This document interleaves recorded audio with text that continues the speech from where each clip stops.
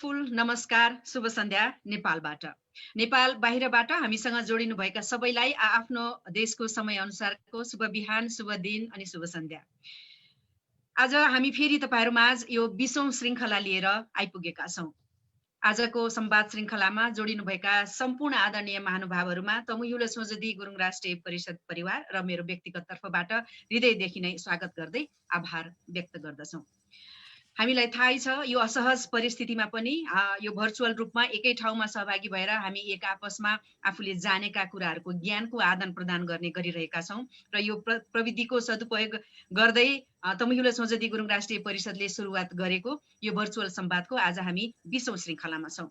आजका हाम्रा स्रोत व्यक्ति केन्द्रीय तथ्याङ्क विभाग जनसङ्ख्या शाखाका निर्देशक तथा प्रमुख ढुण्डीराज लामिछानेज्यू हामीसँग जोडिसक्नु भएको छ। उहाँलाई हामी सम्पूर्ण तमु समुदायको तर्फबाट आभार व्यक्त गर्दै स्वागत गर्न चाहन्छौँ। आजको यो संवाद श्रृङ्खलालाई अगाडि बढाउनुभन्दा पहिले केही प्राविधिक व्यवस्थापनका कुराहरू हामी यहाँ समक्ष राख्न चाहन्छौँ। हामीले धेरै अगाडिदेखि भन्दै आएका छौँ र तपाईँहरू एकदमै अभ्यस्त भइसक्नु भएको छ। कार्यक्रम सुरु भएपछि सबैजनाले कृपया कार्यक्रम अवधिभर तपाईँको अडियो म्युटमा राखिदिनु हुन हामी विनम्र अनुरोध गर्छौँ र प्रस्तुति अवधिभर शान्त र धैर्यतापूर्वक सुनिदिनु हुन पनि हामी अनुरोध गर्छौँ। यदि कुनै कारणवश तपाईँको लिङ्क छुटेमा नआत्तिनुहोला। त्यही लिङ्कमा क्लिक गर्नुभयो भने हामी तपाईँलाई पुनः जोड्नेछौँ अथवा तपाईँ स्वतः जोडिनुहुन्छ। र यो 100 जना मात्र सहभागी हुन पाउने प्लेटफर्म भएको हुनाले सबै इच्छुक महानुभावहरूलाई हामीले यो मिटिङ रुममा हामीले चाहिँ जोड्नको लागि चाहिँ हामी असमर्थ छौँ। अहिलेसम्म हामी 73 जना चाहिँ सहभागी भइसकेका छौँ। 100 जना भन्दा बढी यो सिट सीमितताको कारणले गर्दाखेरि हामीले हाम्रो विभिन्न सङ्घ संस्था र चाहिँ मिडियाका फेसबुक पेजबाट पनि हामीले लाइभ गर्ने गरेका छौँ। र यो फेसबुक पेज चाहिँ हाम्रो कुन कुन कहाँबाट लाइभ हुन्छ भनेर चाहिँ म हाम्रा प्राविधिक मित्र रस गुरुङज्यूलाई एकचोटि स्लाइड देखाइदिनु हुन म अनुरोध गर्छु।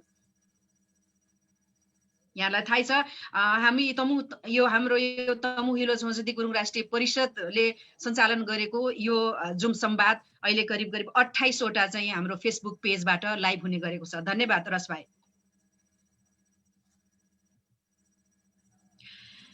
र सबैजनालाई थाहै छ आजको संवादको सन्दर्भ रहेको छ हामी सबै नेपालीका लागि अत्यन्त महत्त्व र सरोकारको विषय राष्ट्रिय जनगणना 2078। जनगणना आफैमा एक बृहत विषय हो। राष्ट्रिय जनगणना के हो, यसको महत्त्व र विशेषता के छ, हामी आम नागरिकको जिम्मेवारी के हो, केन्द्रीय तथ्याङ्क विभागको तयारी के कस्तो छ आदिका बारेमा आजका हाम्रा स्रोत व्यक्तिज्यूको प्रस्तुति केन्द्रित हुनेछ। तथ्याङ्क राखेको ढाँचाको हिसाबले हेर्दा सम्भवतः विश्वमा सबैभन्दा पहिले करिब 3800 वर्ष ईसापूर्व अर्थात् झन्डै 6000 वर्ष पहिले जनगणना भएको हुनुपर्छ भनेर विश्व इतिहासमा भनिन्छ। जनगणनालाई अङ्ग्रेजीमा सेन्सस भनिन्छ। यो सेन्सस भन्ने शब्द प्राचीन रोम देशमा सेन्सरे भन्ने शब्दबाट उत्पत्ति भएको छ भनेर उत्पत्ति भएको भनेर इतिहासविदहरूले भन्छन्। सेन्सरेको अर्थ ल्याटिन भाषामा अनुमान गर्नु हुँदो रहेछ। तत्कालीन रोमन शासकहरूले आफ्नो साम्राज्यमा प्रशासन चलाउन कहाँ कतिजना मान्छेहरू कति उत्पादन गर्न सकिन्छ, अन्न पानी कति छ आदिको लेखाजोखा वा अनुमान गर्न सेन्ससलाई प्रयोग गरेको पाइन्छ। त्यो सेन्सस शब्द अहिले आएर हामी नेपाली भाषामा जनगणना भएको छ। हाम्रो नेपाली भाषामा जनगणना भएको छ। विश्वमा व्यवस्थित रूपमा सेन्सस वा जनगणना हुन थालेको पनि हजारौं वर्ष भइसकेको छ भने नेपालमा पनि शासकहरूले त्यही अनुमान लगाउने सन्दर्भमा विभिन्न खाले जनगणना नगरेका होइनन्। विक्रम सम्वत 1825 मा बनेको वर्तमान नेपालमा पनि पटक पटक केही न केही अनुमान गर्ने कामहरू भएका हुन् भनेर जानकारहरू भन्छन्। तर तथ्याङ्क विभागको वेबसाइटमा राखिएको सूचनाले नेपालमा जनगणनाको सुरुवात सन् 1911 वा विक्रम सम्वत 1968 लाई मान्दछ, जुन बेला राणा शासन थियो। त्यसपछि प्रत्येक 10-10 वर्षमा यो कार्य हुँदै आएको छ। सन् 1911, 1921, 1931 र 1941 मा जनगणना साँच्चै नै टाउको गनेको मात्र तथ्याङ्कहरू पाइएकाले सेन्ससको उल्था त्यसै अनुसार भएको हो कि भन्ने पनि देखिन आउँछ। तर राणा शासनको अन्त्यपछि सन् 1952 देखि 54 मा नेपालको जनगणनाको प्रकृतिमा अन्तर्राष्ट्रिय मापदण्ड हुँदै आएको भनिन्छ। कालान्तरमा आवश्यक सूचना सङ्कलनमा सुधार गर्दै लगिएर वर्तमान अवस्थामा आइपुगेको छ। सन् 1990 को परिवर्तनपछि सूचना सङ्कलनमा व्यापक परिमार्जन गरिएको थियो भने सन् 2008 मा नेपाल गणतन्त्रमा प्रवेश गरेपछि भएको सन् 2011 वा विक्रम सम्वत 2068 जनगणनादेखि जनचेतना बढाउने तथा समावेशिता प्रवर्धन गर्ने ध्येयले विभिन्न मुख्य भाषिकाहरूमा उल्थापनी गरिएको थियो। विक्रम सम्वत 2068 को जनगणनामा मैले र आगामी जनगणना 2078 को प्रश्नावलीहरूलाई मेरो टिममा, जसमा नेपालबाट भाषाविद रत्नबहादुर गुरुङ र बेलायतबाट अमरलेम तमु हुनुहुन्छ, हामी 3 जनाले अहिलेको 2078 को जनगणनाको 2वटा प्रश्नावलीहरू हाम्रो भाषामा उल्था गर्ने अवसर पाएका छौँ। यसका लागि हामी तथ्याङ्क विभागलाई धेरै धेरै धन्यवाद दिन चाहन्छौँ। यो प्रश्नावली लिएर समुदायमै नपुगे पनि कमसे कम हाम्रो तमु भाषामा गरिएको प्रश्नावली चाहिँ तथ्याङ्क विभागको वेबसाइटमा राखिने अथवा हामीले देख्ने भएका छौँ। यो हाम्रो लागि गौरवको कुरा पनि हो। मैले अघि नै उल्लेख गरिसके नेपालको पहिलो जनगणना 1968 मा गरिएको थियो। तात्कालीन समयमा जनगणना मात्र टाउकाको गन्ती वा गणना थियो र नेपालको पहिलो आधुनिक जनगणना विक्रम सम्वत 2009 देखि 2011 मा आएर मात्र गरियो, जसमा 80 लाख जनसङ्ख्याको गणना गरिएको थियो। विक्रम सम्वत 2068 मा सम्पन्न गरिएको जनगणनामा करिब 2 करोड 70 लाख जनसङ्ख्याको गणना गरिएको थियो। यसरी हेर्दा करिब 59 वर्षको दौरानमा हाम्रो करिब 1 करोड 90 लाख जनसङ्ख्याको वृद्धि भएको छ। अब भने यी कुराहरूलाई थाती राख्दै म कार्यक्रमलाई अगाडि बढाउन चाहन्छु। तमु हिउला संसदीय गुरुङ राष्ट्रिय परिषदका केन्द्रीय उपाध्यक्ष श्री भरत गुरुङज्यूलाई सहभागीहरू सबैलाई स्वागत गर्दै आजको संवादको उद्देश्यबारे आफ्ना भनाइहरू राखिदिनु हुन म अनुरोध गर्दछु। भरत गुरुङज्यू।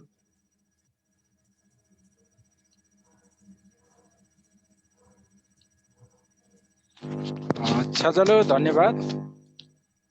सम्पूर्णमा छजलो नमस्कार। फेफुल आज 20औं जुम संवाद कार्यक्रमका अध्यक्षज्यू, त्यस्तै यस जुम संवादमा जोडिनुभएका हाम्रा तथ्याङ्क विभागका प्रशिक्षक ढुण्डीराज लामिछानेज्यू, साथै यस जुम संवादमा सहयोगी भूमिका खेल्नुहुने अनिता गुरुङज्यू, त्यस्तै श्री गुरुङज्यू, साथै विभिन्न देश विदेशबाट यस जुम संवाद कार्यक्रममा जोडिनुहुने सम्पूर्ण महानुभावहरूमा म सर्वप्रथम छ्याजलो भन्न चाहन्छु। साथै आज हामीहरू फेरि यस कोभिड-19 को महामारीको बीचमा पनि हामी यस जुम संवादबाट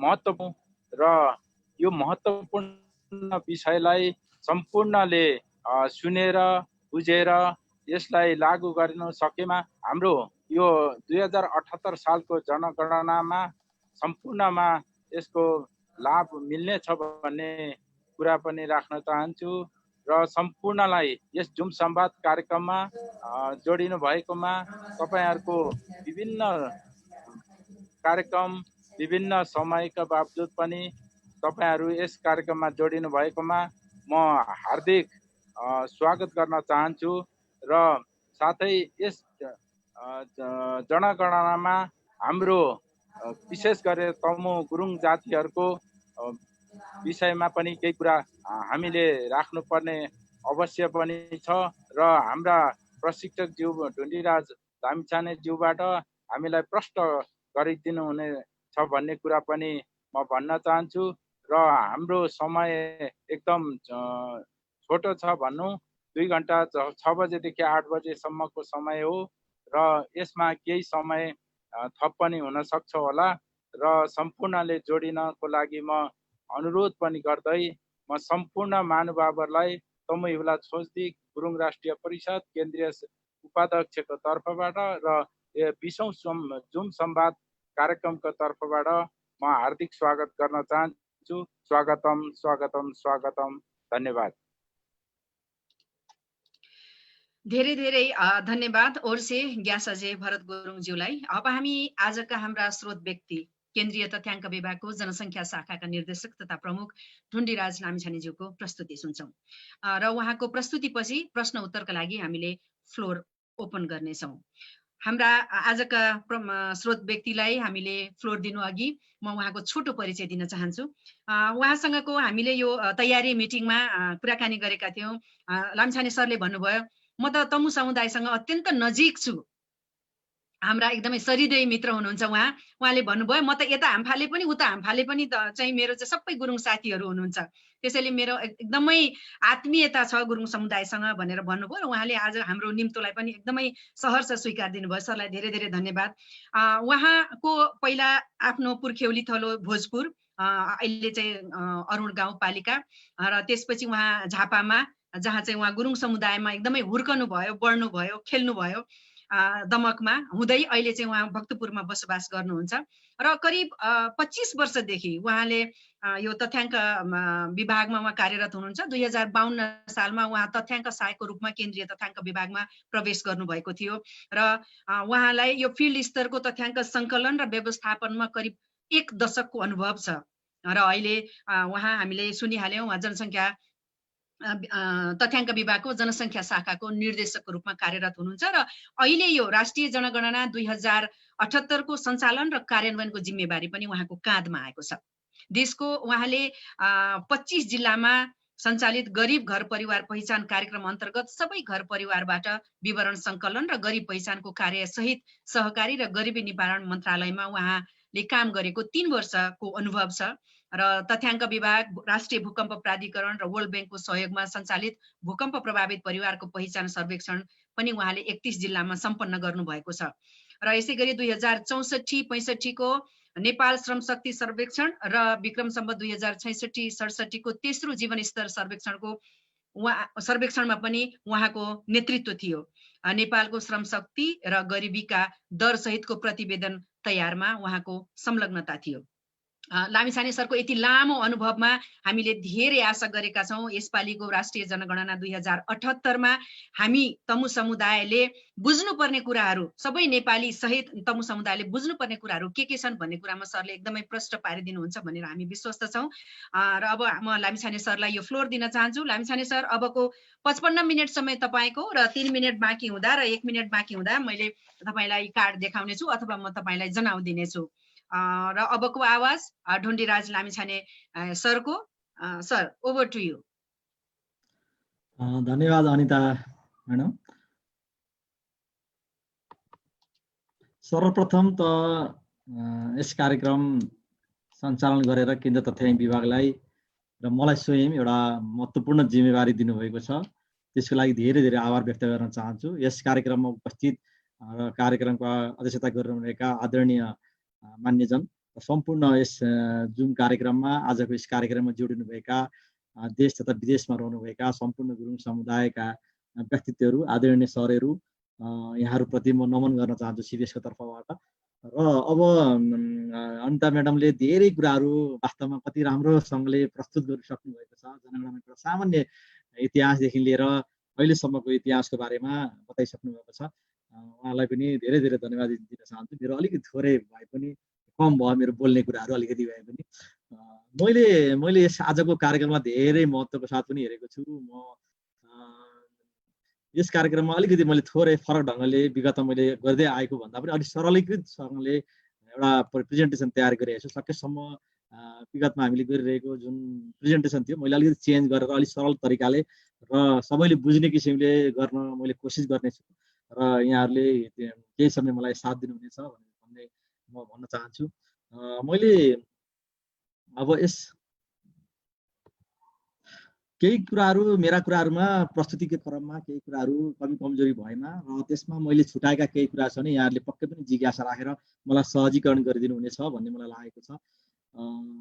मैले यो कार्यक्रमलाई एउटा सुशासन र समृद्धिको लागि यो आधार तथ्याङ्क हो भन्ने कुरा हो यो, र यसलाई चाहिँ साक्षरताको हिसाबले एउटा केही जनगणनाको विषयमा बुझ्ने हिसाबले मैले यसलाई चाहिँ प्रस्तुति गर्न चाहन्छु।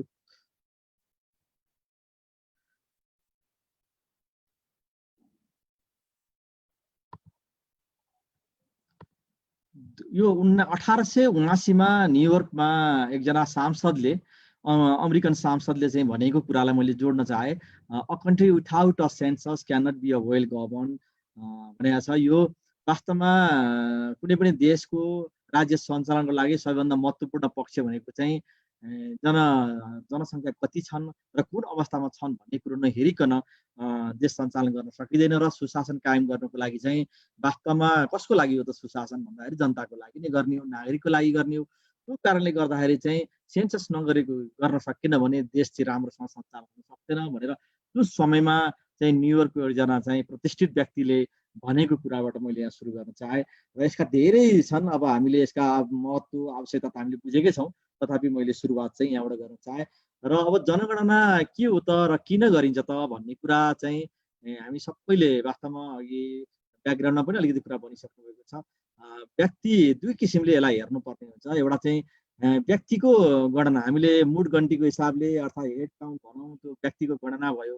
र त्यसलाई चाहिँ अब व्यक्तिको मात्रै गणना गरेर चाहिँ सम्पन्न हुँदैन जनगणना। यसका पनि आफ्ना विधि प्रक्रिया, तथ्याङ्क प्रशोधन, विश्लेषण र यसलाई प्रकाशनसम्मका विभिन्न चरणहरू पार गर्नुपर्ने हुन्छ। त्यसले गर्दा बसोबास गरेका, मुलुकभित्र बसोबास गरेका सम्पूर्ण व्यक्तिहरूको निश्चित समय अवधिमा र कुनै निश्चित समय अवधि तोकिन्छ। अहिले हामीले निश्चित अवधि भनेको 15 दिनको जनगणनाको समय तोकेका छौँ। त्यो निश्चित अवधिभित्र एउटा प्रक्रियाहरू पुऱ्याएर राष्ट्रिय तथा अन्तर्राष्ट्रिय अभ्यासहरूलाई पनि पालना गरेर सम्पन्न गर्नुपर्ने हुन्छ, एउटा पक्ष। अर्को पक्ष भनेको व्यक्तिको गणनामा चाहिँ व्यक्तिको मुख्य रूपमा विशेषताको पनि गणना गर्नुपर्ने हुन्छ। जबसम्म व्यक्तिको विशेषताहरूको गणना सम्पन्न हुँदैन तबसम्म त्यसको चाहिँ राज्यले योजनाहरू बनाउन सक्ने अवस्था रहँदैन सङ्ख्याको मात्रै भरले। त्यसले गर्दा व्यक्तिमा निहित भएका धर्म, जात, जाति, भाषा, लिङ्ग, वर्ण, अपाङ्गता, रोजगारी, बेरोजगारी, शिक्षा, जन्मका कुराहरू र मृत्युका कुराहरू, बसाइसकेका कुराहरू र विदेशमा रहेका व्यक्तिहरू, यी सबै कुराहरू चाहिँ व्यक्तिमा जोडिएका विशेषताहरू हुन्। त्यो व्यक्तिमा रहेका विशेषताहरूको पनि एउटा अध्ययन गर्ने एउटा महत्त्वपूर्ण औजार पनि हो जनगणना। त्यसैले गर्दा यो हाम्रो देश तथा अन्तर्राष्ट्रिय स्तरले गर्दै आएको जनगणना भनेको 10 वर्षमा नै गरिन्छ जेनरली। तर तथापि यसमा जनगणनाको हिसाबले केही देशहरूले 5 वर्षमा नै गर्ने गरेका छन् भने केही देशहरूले जस्तै युरोपियन देशहरूले चाहिँ कतिपय देशहरूले भाइटल रजिस्ट्रेसन सिस्टम पञ्जीकरणको हिसाबले पनि जनगणनालाई चाहिँ रिप्लेसमेन्ट गर्ने, जनगणनालाई चाहिँ 10 वर्षमा नगरेर 20 वर्ष 30 वर्षमा गर्ने, तर हरेक वर्ष चाहिँ पञ्जीकरण भाइटल रजिस्ट्रेसन सिस्टमलाई जन्म, मृत्यु र बसाइसरालाई चाहिँ प्रशासनिक दृष्टिकोणबाट तथ्याङ्क सङ्कलन गरेर जनगणनाका कामहरू सम्पन्न गर्ने गरेको पनि पाइन्छ। र त्यो सबै किसिमको हाम्रो जस्तो देश जहाँ प्रविधिको विकास भएको छैन र यसले केही समय लाग्छ, अझै सुरुवात त गरेको छ। नेपालले पनि पञ्जीकरणलाई व्यवस्थित गर्ने सुरुवातहरू गरिरहेको अवस्था छ, तर केही समय लाग्छ, त्यसले रिप्लेस गर्ने अवस्था छैन। यो बहसका विषयहरू पनि आएका छन्, कहिलेकाहीँ बहसमा पत्र पत्रिकामा पनि आएको छ, तर त्यो चाहिँ अहिले बेला भएको छैन। र जनगणनामै हामी सबै भर पर्नुपर्ने अवस्था छ 10 वर्षको अन्तरालमा।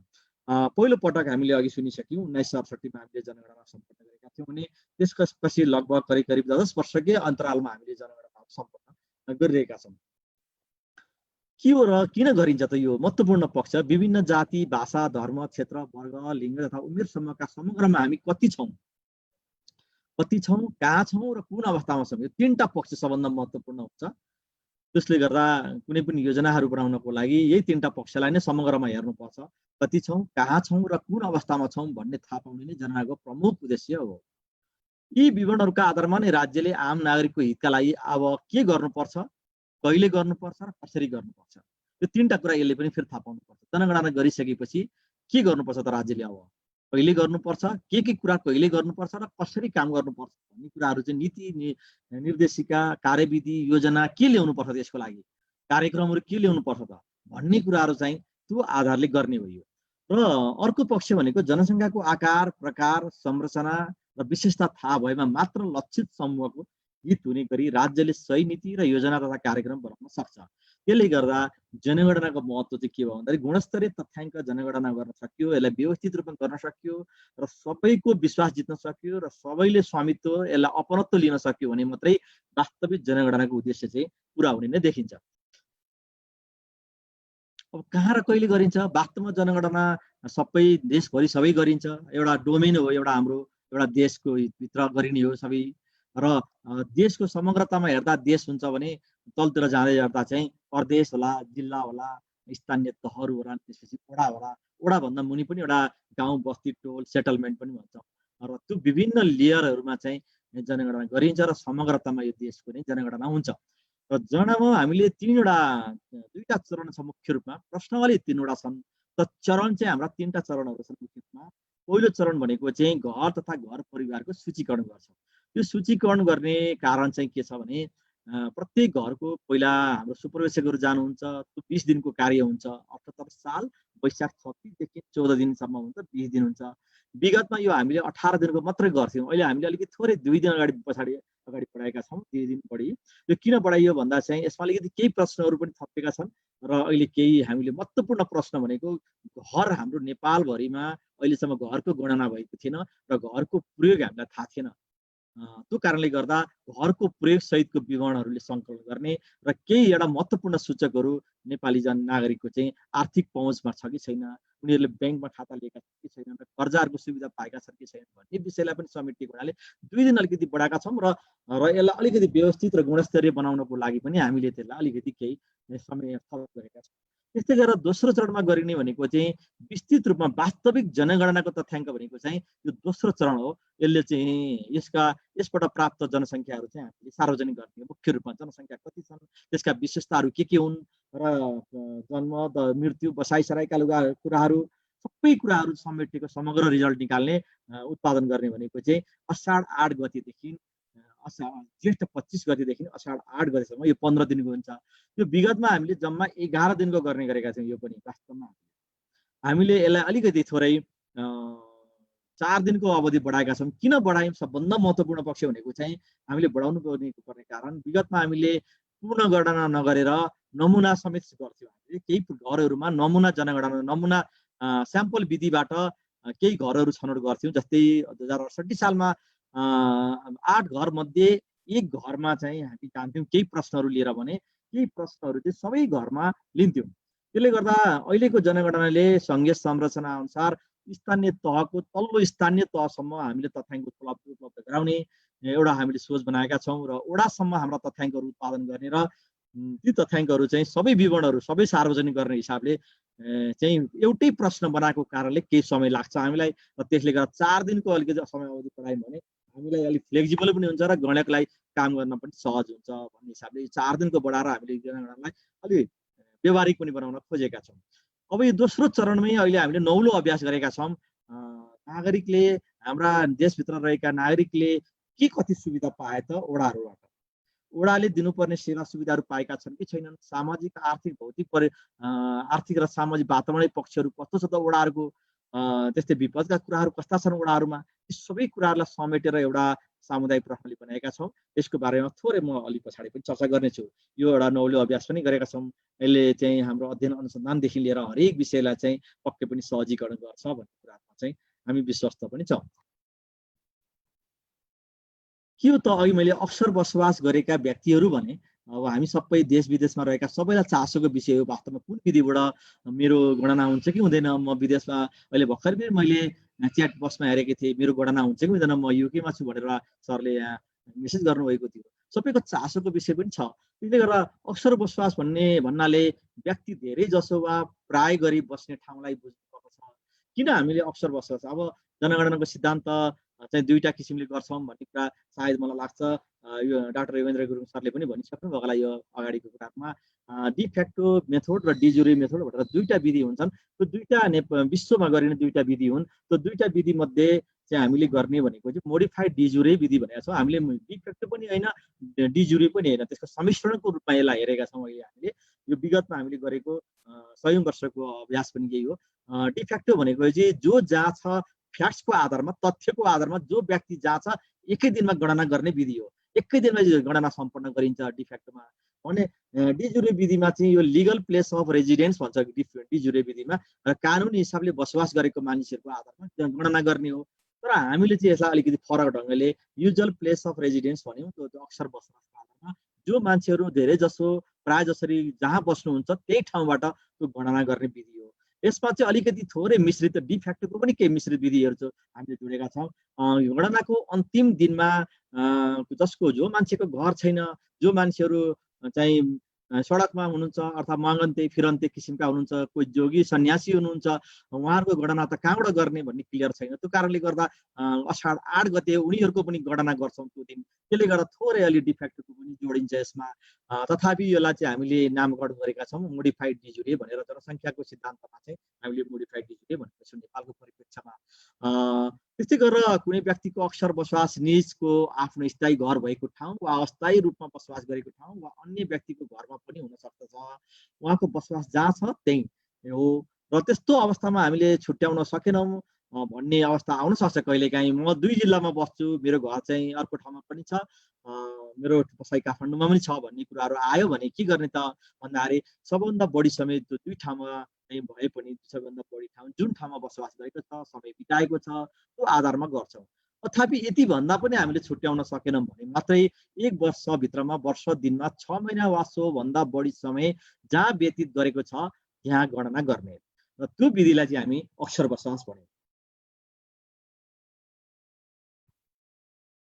अब जनगणना प्राप्त हुने तथ्याङ्कको महत्त्व आवश्यकता किन पर्यो त वास्तवमा?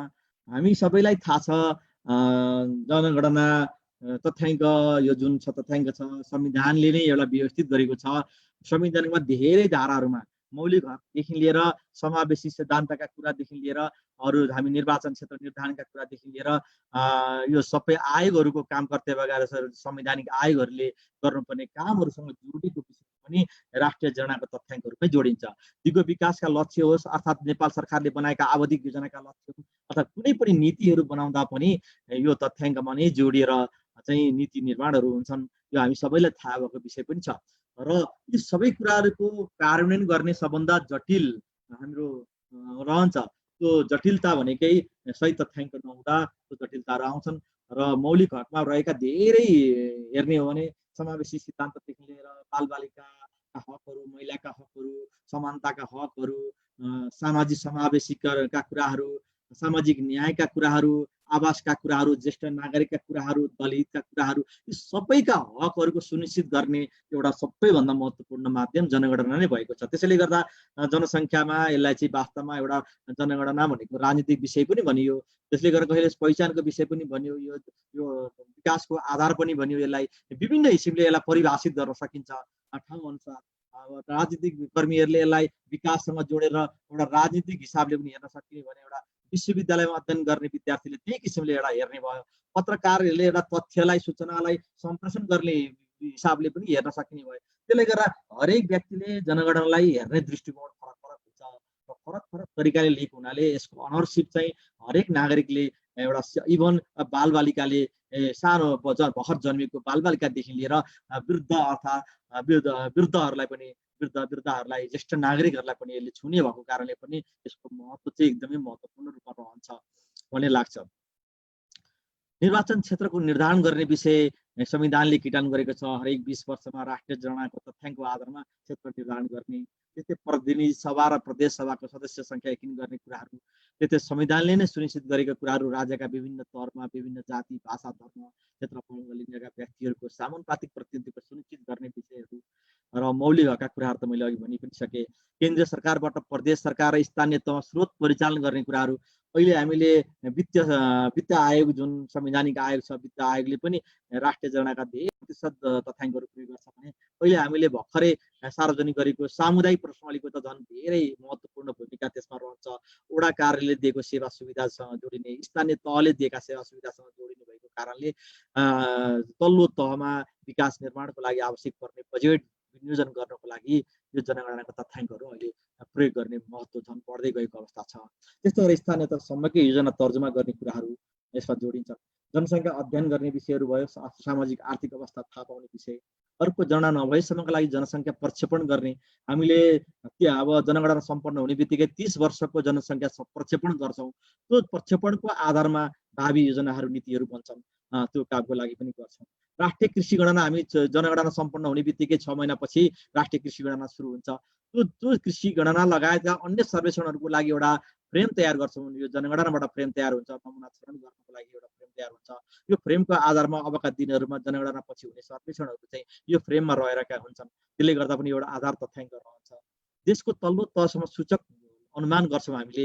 जस्तै हामीले जनगणना यस्तो हो, यसले चाहिँ वडा स्तरको तथ्याङ्कहरू दिन्छ र कुनै पनि सर्वेक्षणहरूले, जस्तै अघि मैले हामीलाई भने नेपाल जीवन स्तर सर्वे, श्रम शक्ति सर्वेक्षण, जनसाङ्ख्यिक सर्वेक्षण, जस्तै बहुआयामिक सर्वेक्षण, यी विभिन्न किसिमका सर्वेक्षणहरू गर्छौँ। त्यो सर्वेक्षणहरूले केन्द्र स्तरको अथवा प्रदेश स्तरको मात्र तथ्याङ्क दिन्छ। उसले त्योभन्दा तलको स्थिति दिँदैन, जिल्लाको दिँदैन, स्थानीय तहको दिन सक्दैन, वडाको दिन सक्दैन। त्यसैले गर्दा जनगणना र सर्वेक्षणलाई जोडेर, त्यसका मिल्ने सूचकहरूलाई जोडेर लघु क्षेत्र अनुमानको आधारमा हामीले गरिबीका दरहरू स्थानीय तहसम्म निकाल्छौँ, रोजगारी बेरोजगारीका दरहरू तल्लो स्तरसम्म निकाल्छौँ, विभिन्न अन्य सूचकहरू पनि निकाल्छौँ यो जनगणनाका तथ्याङ्कलाई आधार मानेर। त्यसले गर्दा त्यस्तै गरेर हामीले कुल ग्राहकहरू उत्पादन, हाम्रो नेपालको जिडिपी कति छ त भन्दाखेरि पपुलेसन चाहिँ डिनोमिनेटर जुन भाजकको रूपमा पपुलेसन प्रयोग गर्छौँ, यो जनसङ्ख्याको तथ्याङ्कै हो। दिगो विकासका सूचकहरू उत्पादन गर्ने सिलसिलामा जम्मा हामीसँग 17वटा दिगो विकासका सूचकहरू छन्। दिगो विकासका सूचकहरू मध्ये 14वटा दिगो विकासका सूचकहरू चाहिँ जनगणनासँग जोडेका, जनसङ्ख्या तथ्याङ्कसँग जोडेका छन् र ती पुरा गर्नको लागि जनसङ्ख्या तथ्याङ्क आवश्यक पर्छ।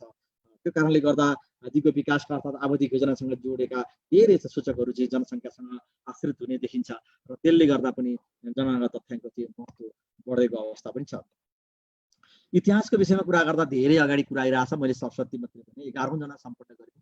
पहिलो हाम्रो जनगणना 1968 भन्छौँ, तथापि 1968 भन्दा अगाडि जङ्गबहादुरले चाहिँ युरोपमा गएको बेलामा चाहिँ जनगणना गरेको थियो भन्ने कुरा पनि आउँछ। काठमाडौँको केही ठाउँहरूमा जनगणना सम्पन्न गरेको थियो त्यतिखेरका, तर तथापि पूर्ण रूपमा गणना हुन सकेन, केही ठाउँहरू मात्रै गणना भयो र त्यसले गर्दा त्यसलाई हामीले जनगणना मान्न सकेनौँ। त्यो युरोपमा चाहिँ त्यहाँका शासकले केही तथ्याङ्कहरू देखाइसकेपछि ओहो तथ्याङ्क भनेको यस्तो रहेछ, यो भनेको के हो, कहाँबाट आयो तथ्याङ्क भनेर जङ्गबहादुरले सोद्धाखेरि चाहिँ यो जनगणनाबाट आएको तथ्याङ्क भन्ने कुराहरू गर्दाखेरि चाहिँ नेपालमा पनि जनगणना गर्नुपर्छ भनेर उहाँले सुरुवात गर्नुभएको भन्ने छ। तर त्यसमा आधिकारिक पुष्टि हुन सकेको छैन। तथापि त्यो जनगणना भनेको सम्पूर्ण देशको हुनुपर्ने, त्यो काठमाडौँ उपत्यकाको केही ठाउँहरूमा मात्रै भएको कारणले त्यसलाई चाहिँ जनगणनाको रूपमा मान्न सकिएको अवस्था रहेन।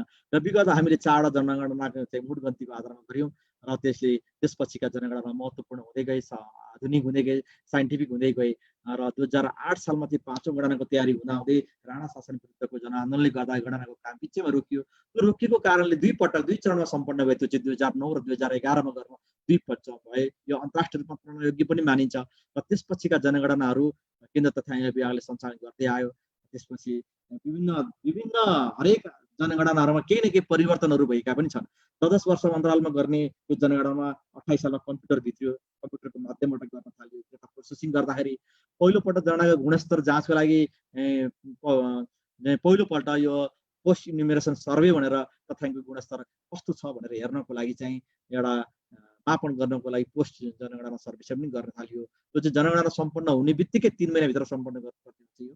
र संविधानमा जहाँ उल्लेख भएपछिको पहिलो जना 2048 सालमा पनि संविधानमा उल्लेख भएको विषय थियो र 58 सालमा जनगणना दिवस मनाउने विषय नमुना छनौट विधिको प्रयोग 58 सालमा गरिएको छ। हामीले जनगणनामा 2 किसिमको प्रश्नहरू 2058 सालमा प्रयोग गर्यौँ। एउटा लगत 1 थियो, सबै घर परिवार सोधिन्थ्यो। अर्को लगत 2 थियो, प्रत्येक 8 घरमध्ये 1 घरमा हामी गर्थ्यौँ त्यो जनगणनामा। तर 68 मा पनि हामीले नमुना छनौट विधिबाट गणना गर्यौँ। तर 2078 सालमा आएपछि अघि मैले भने पूर्ण रूपमा सबै प्रश्न सबै घरमा सोध्ने किसिमले हामीले परिमार्जन गरेका छौँ। त्यो परिमार्जन गर्दा केही समय लाग्ने, केही चुनौतीहरू रहने र केही खर्चहरू बढ्ने त छ। तथापि हामी तल्लो स्तरसम्म सङ्घीय संरचना गइसकेको अवस्थामा हामीले स्थानीय स्तरलाई पनि हामीले तथ्याङ्क दिनुपर्ने र त्यो कारणले गर्दा हामीले केही अलिकति हामीले विधि प्रक्रियालाई अलिकति हामीले परिमार्जन पनि गरेका छौँ। जनगणनाको श्रृङ्खला 12औँमा हामीसँग छ। पहिलो 78 साल 25 मूल गणना हामी 15 दिन गर्छौँ। अब हामीसँग जम्मा 192 दिन बाँकी छ हामीसँग असार 8 गते राष्ट्रिय जनता दिवस मनाउँछौँ।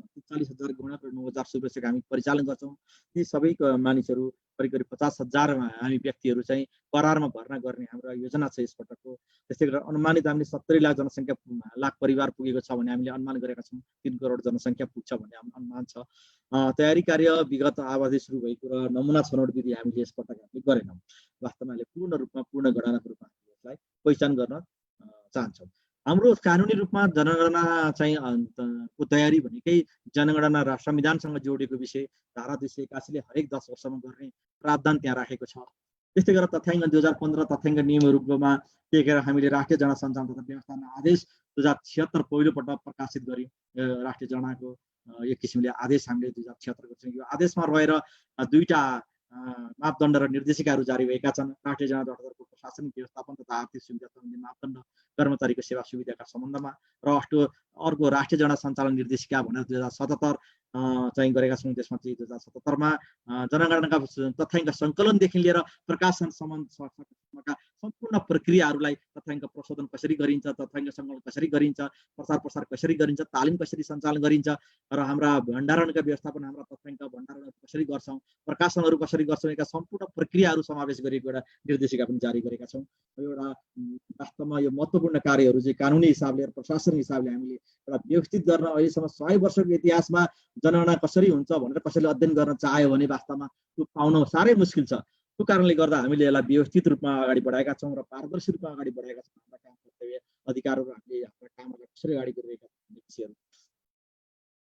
अब सङ्गठन संरचनाको हिसाबले थोरै अलिकति विगतको अभ्यासलाई थोरै अगाडि बढाउँदै पनि हाम्रो संरचनामा हामीले केही अलिकति ढाल्ने कोसिस गरेका छौँ। प्रदेश जनगणना कार्यालय 7 वटा स्थानमा रहने र त्यसमा चाहिँ जिल्ला जनगणना कार्यालय रहने 87 ठाउँमा भनेका छौँ। त्यो 80 ठाउँमा जिल्ला जनगणना कार्यालय हो मुख्य रूपमा 7 समेत जोडेर 87। जिल्ला जनगणना कार्यालय किन 87 र 87 वटा भयो भन्दाखेरि चाहिँ ठुला जिल्लाहरूलाई हामीले चाहिँ 1 वा बढी हामीले जिल्ला जनगणना कार्यालयहरू स्थापना गर्ने। जस्तै काठमाडौँमा 5 वटा जिल्ला जनगणना कार्यालयहरू स्थापना हुन्छन्, 5 काठमाडौँमा। त्यस्तै गरेर सुनसरीमा 2टा जिल्ला जनगणना कार्यालय स्थापना हुन्छ, मोरङमा 2टा जिल्ला जनगणना कार्यालय हुन्छ, झापामा 2टा हुन्छ, यता रूपन्देहीमा 2टा हुन्छ, यता कैलालीमा 2टा हुन्छ। यसरी स्थापना हामीले जनसङ्ख्यालाई आधार मानेर जनगणना कार्यालयहरू बढाएका छौँ। अलि सकेसम्म गुणस्तरीय तथ्याङ्क उत्पादन गर्ने र जनशक्ति पनि त्यही किसिमले परिचालन गर्न सजिलो पनि हुन्छ भन्ने हिसाबले। त्यस्तै गरेर स्थानीय जनगणना कार्यालय भनेर हामीसँग 753 वटा स्थानीय तहहरू छन्। हामीसँग 753 स्थानीय तह छन्। तथापि हामीले केही साना स्थानीय तहहरूलाई मर्ज गरेर 349 वटा स्थानीय जनगणना कार्यालयहरू स्थापना गर्छौँ। तल्लो स्तरमा भने हामीसँग 52,000 कर्मचारीहरू चाहिँ करारमा नै भर्ना गरेर कार्यक्रम सञ्चालन गर्ने योजना रहेको छ। समन्वयको हिसाबले एउटा संयन्त्र कस्तो हुने त अहिलेको संयन्त्रमा अलिकति हामीले थोरै सङ्घीय संरचना अनुसार पनि केही परिवर्तन गरेका छौँ। सङ्घीय संरचनामा राष्ट्रिय जनगणना निर्देशक समिति भनेर चाहिँ मुख्य समिति रह्यो रहनेछ। यसले चाहिँ सम्पूर्ण नीतिगत रूपमा निर्णय गर्ने र कार्यक्रम सञ्चालन गर्ने जिम्मेवारी रहन्छ यसमा। त्यस्तै गरेर विश्वविद्यालयका विभागीय प्रमुखहरू समेत रहनुहुन्छ यसमा। त्यस्तै गरेर राष्ट्रिय जनगणना समन्वय समिति राष्ट्रिय जनगणनाको सदस्यको मातहतमा रहन्छ।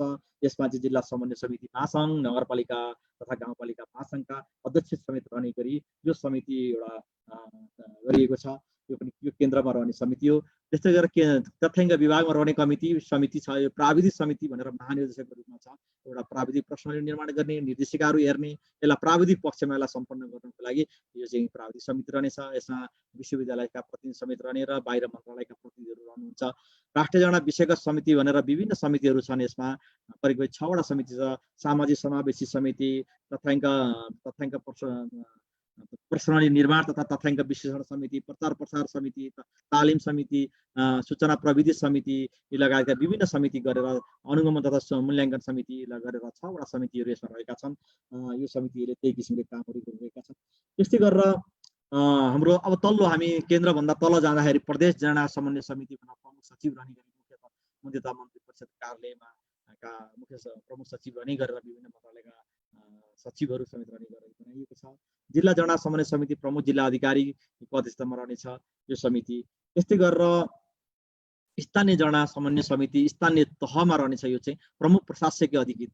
अघि मैले कार्यालयको हिसाबले 349 वटा कार्यालय भने स्थानीय तहहरूमा, तर यो समिति चाहिँ 753 वटैमा रहन्छ। यो 753 मा रहन्छ स्थानीय जनगणना समन्वय समिति। त्यस्तै गरेर सबैभन्दा महत्त्वपूर्ण समिति हामीले गठन गरेको समिति भनेको चाहिँ यो पहिलोपल्ट पनि यो वास्तवमा यो समिति गठन गरेको हामीले वडा स्तरीय सहजीकरण समिति भन्ने गरेका छौँ।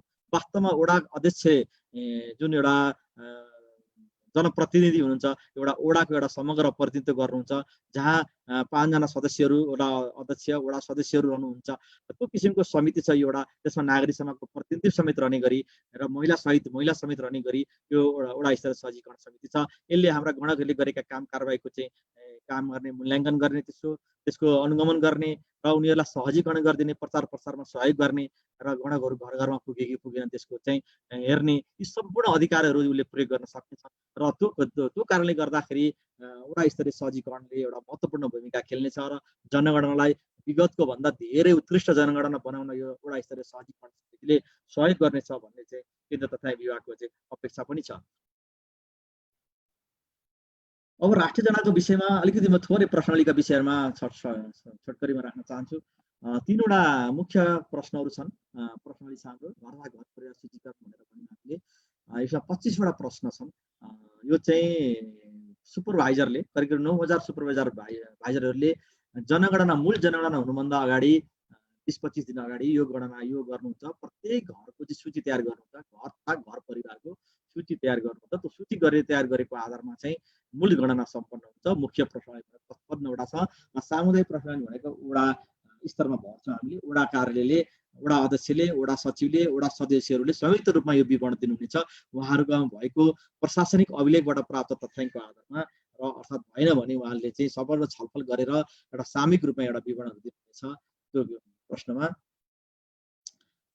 घर तथा घर परिवार सूचीकरणमा चाहिँ घर सम्बन्धी विवरणहरू पनि छन्। त्यसमा चाहिँ घरको प्रयोग सबभन्दा महत्त्वपूर्ण यसपालि हामीले नयाँ राखेको भनेको नेपालभरि कति घर छन् र कुन प्रयोगका घरहरू छन्। घरको प्रयोग सहितको शिक्षासँग सम्बन्धित घरहरू कति छन्, शैक्षिक घरहरू, शैक्षिक प्रयोगका स्वास्थ्यजन्य घरहरू कति छन्, सरकारी कार्यालयहरू कति छन्, सरकारीहरू, आवश्यक घरहरू कति छन्, ब्याङ्किङ घरहरू, ब्याङ्क तथा वित्तीय संस्थाले प्रयोग गरेका घरहरू कति छन्, अन्य संस्थाहरूले प्रयोग गरेका घरहरू कति छन्, व्यापार व्यवसायले प्रयोग गरेका घरहरू कति छन्। घरको आयु कति वर्ष भयो, त्यो घरको आयु, जसरी तला संख्या कति तलाको घर संख्या छ भन्ने कुराहरू, र कृषि कार्यमा प्रयोग भएका जग्गा र क्षेत्रफल। यो अघि मैले कृषि गणना प्रयोजनको लागि हामीले कृषि कार्यमा प्रयोग भएका जग्गा र क्षेत्रफल पनि लिन्छौँ। यसको आधारमा चाहिँ कृषि गणना पनि सुरु गरिन्छ। त्यस्तै पशुपक्षीको संख्याहरू, यो एउटा जनगणना भनेको भए तापनि यो पशुपक्षी गणना पनि भयो, कृषि गणनाका केही सूचकहरू पनि छन् हैन। यसमा धेरै कुराहरूको गणना हुन्छ। त्यस्तै वित्तीय सुविधामा पहुँच, ब्याङ्क तथा वित्तीय संस्थामा खाता र कर्जाको कुराहरू, यो ब्याङ्क तथा वित्तीय संस्थामा महिला र पुरुषको पहुँच पनि यसमा हामीले राखेका छौँ। यसमा लैङ्गिक हिसाबले पनि महिला र पुरुषको पहुँच कस्तो छ भन्ने हिसाबले। त्यस्तै गरेर व्यवसाय, शिक्षा र तालिम प्राप्त व्यक्तिको संख्या, सरकारी अनुदानबाट निर्माण भएका घरका संख्याहरू पनि यसमा समावेश गरिएको छ। मुख्य प्रश्नावलीमा चाहिँ व्यक्तिगत खण्ड र पारिवारिक खण्ड भनेर 2टा खण्डहरू हुन्छन्, र व्यक्तिगत विवरणमा चाहिँ व्यक्तिको लिङ्ग, उमेर, जाति, भाषा, धर्म, शिक्षा, वैवाहिक अवस्था, बसाइसराई, अपङ्गता, आर्थिक काम गरेको र प्रजननका कुराहरू, व्यक्तिका प्रजनन कुराहरू आउँछन्। यसमा भने आर्थिक कामका पेशा, वस्तु र सेवाको उत्पादन अनुसारको विवरण आउँछ। काम गर्दाको हैसियत, संस्थागत क्षेत्र, काम नगर्नुका कारण, कामको खोजी आदि कुराहरू यसमा समेटिन्छन्। भने पारिवारिक विवरणतर्फ चाहिँ परिवारले प्रयोग गरिरहेको खानेपानीको अवस्था, स्रोतहरू के छ, चर्बीको अवस्था कस्तो छ, खाना पकाउने इन्धनको कुरा, बत्तीको कुरा, के बत्ती बालिरहेको छ अहिलेसम्म, टेलिभिजन, फोन, सवारी साधनहरू, मोबाइल, इन्टरनेटको सुविधाहरू छ कि छैन, ती लगायतका कुराहरू त्यसमा रहन्छन्। त्यस्तै गरी महिलाको नाममा भएका घर तथा जग्गाहरू छन् कि छैनन्, परिवारले सञ्चालन गरेका साना घरेलु व्यवसायहरू जुन चाहिँ व्यक्तिले सञ्चालन गरिरहेका छन् ती चाहिँ होइनन् कि परिवारले गरेका साना किसिमका जुन दाउरा सङ्कलन गर्ने, अचार बनाएर बेच्ने, सानोतिनो कुराहरूका चाहिँ कामहरू अथवा बाती काटेर बेच्ने, यस्ता किसिमका साना व्यवसायहरू पनि समेटिएका छन् यसमा। त्यस्तै विदेशमा रहेका परिवारमा अनुपस्थित व्यक्तिहरूको लिङ्ग, उमेर, शिक्षा, कारण, जानुको कारण र देशको नाम, कुन देशमा गएको भन्ने हिसाबले विदेशमा रहेका अनुपस्थित व्यक्तिहरू, नेपालबाट अनुपस्थित भएका व्यक्तिहरूको विवरण पनि सङ्कलित गर्दछ यसमा।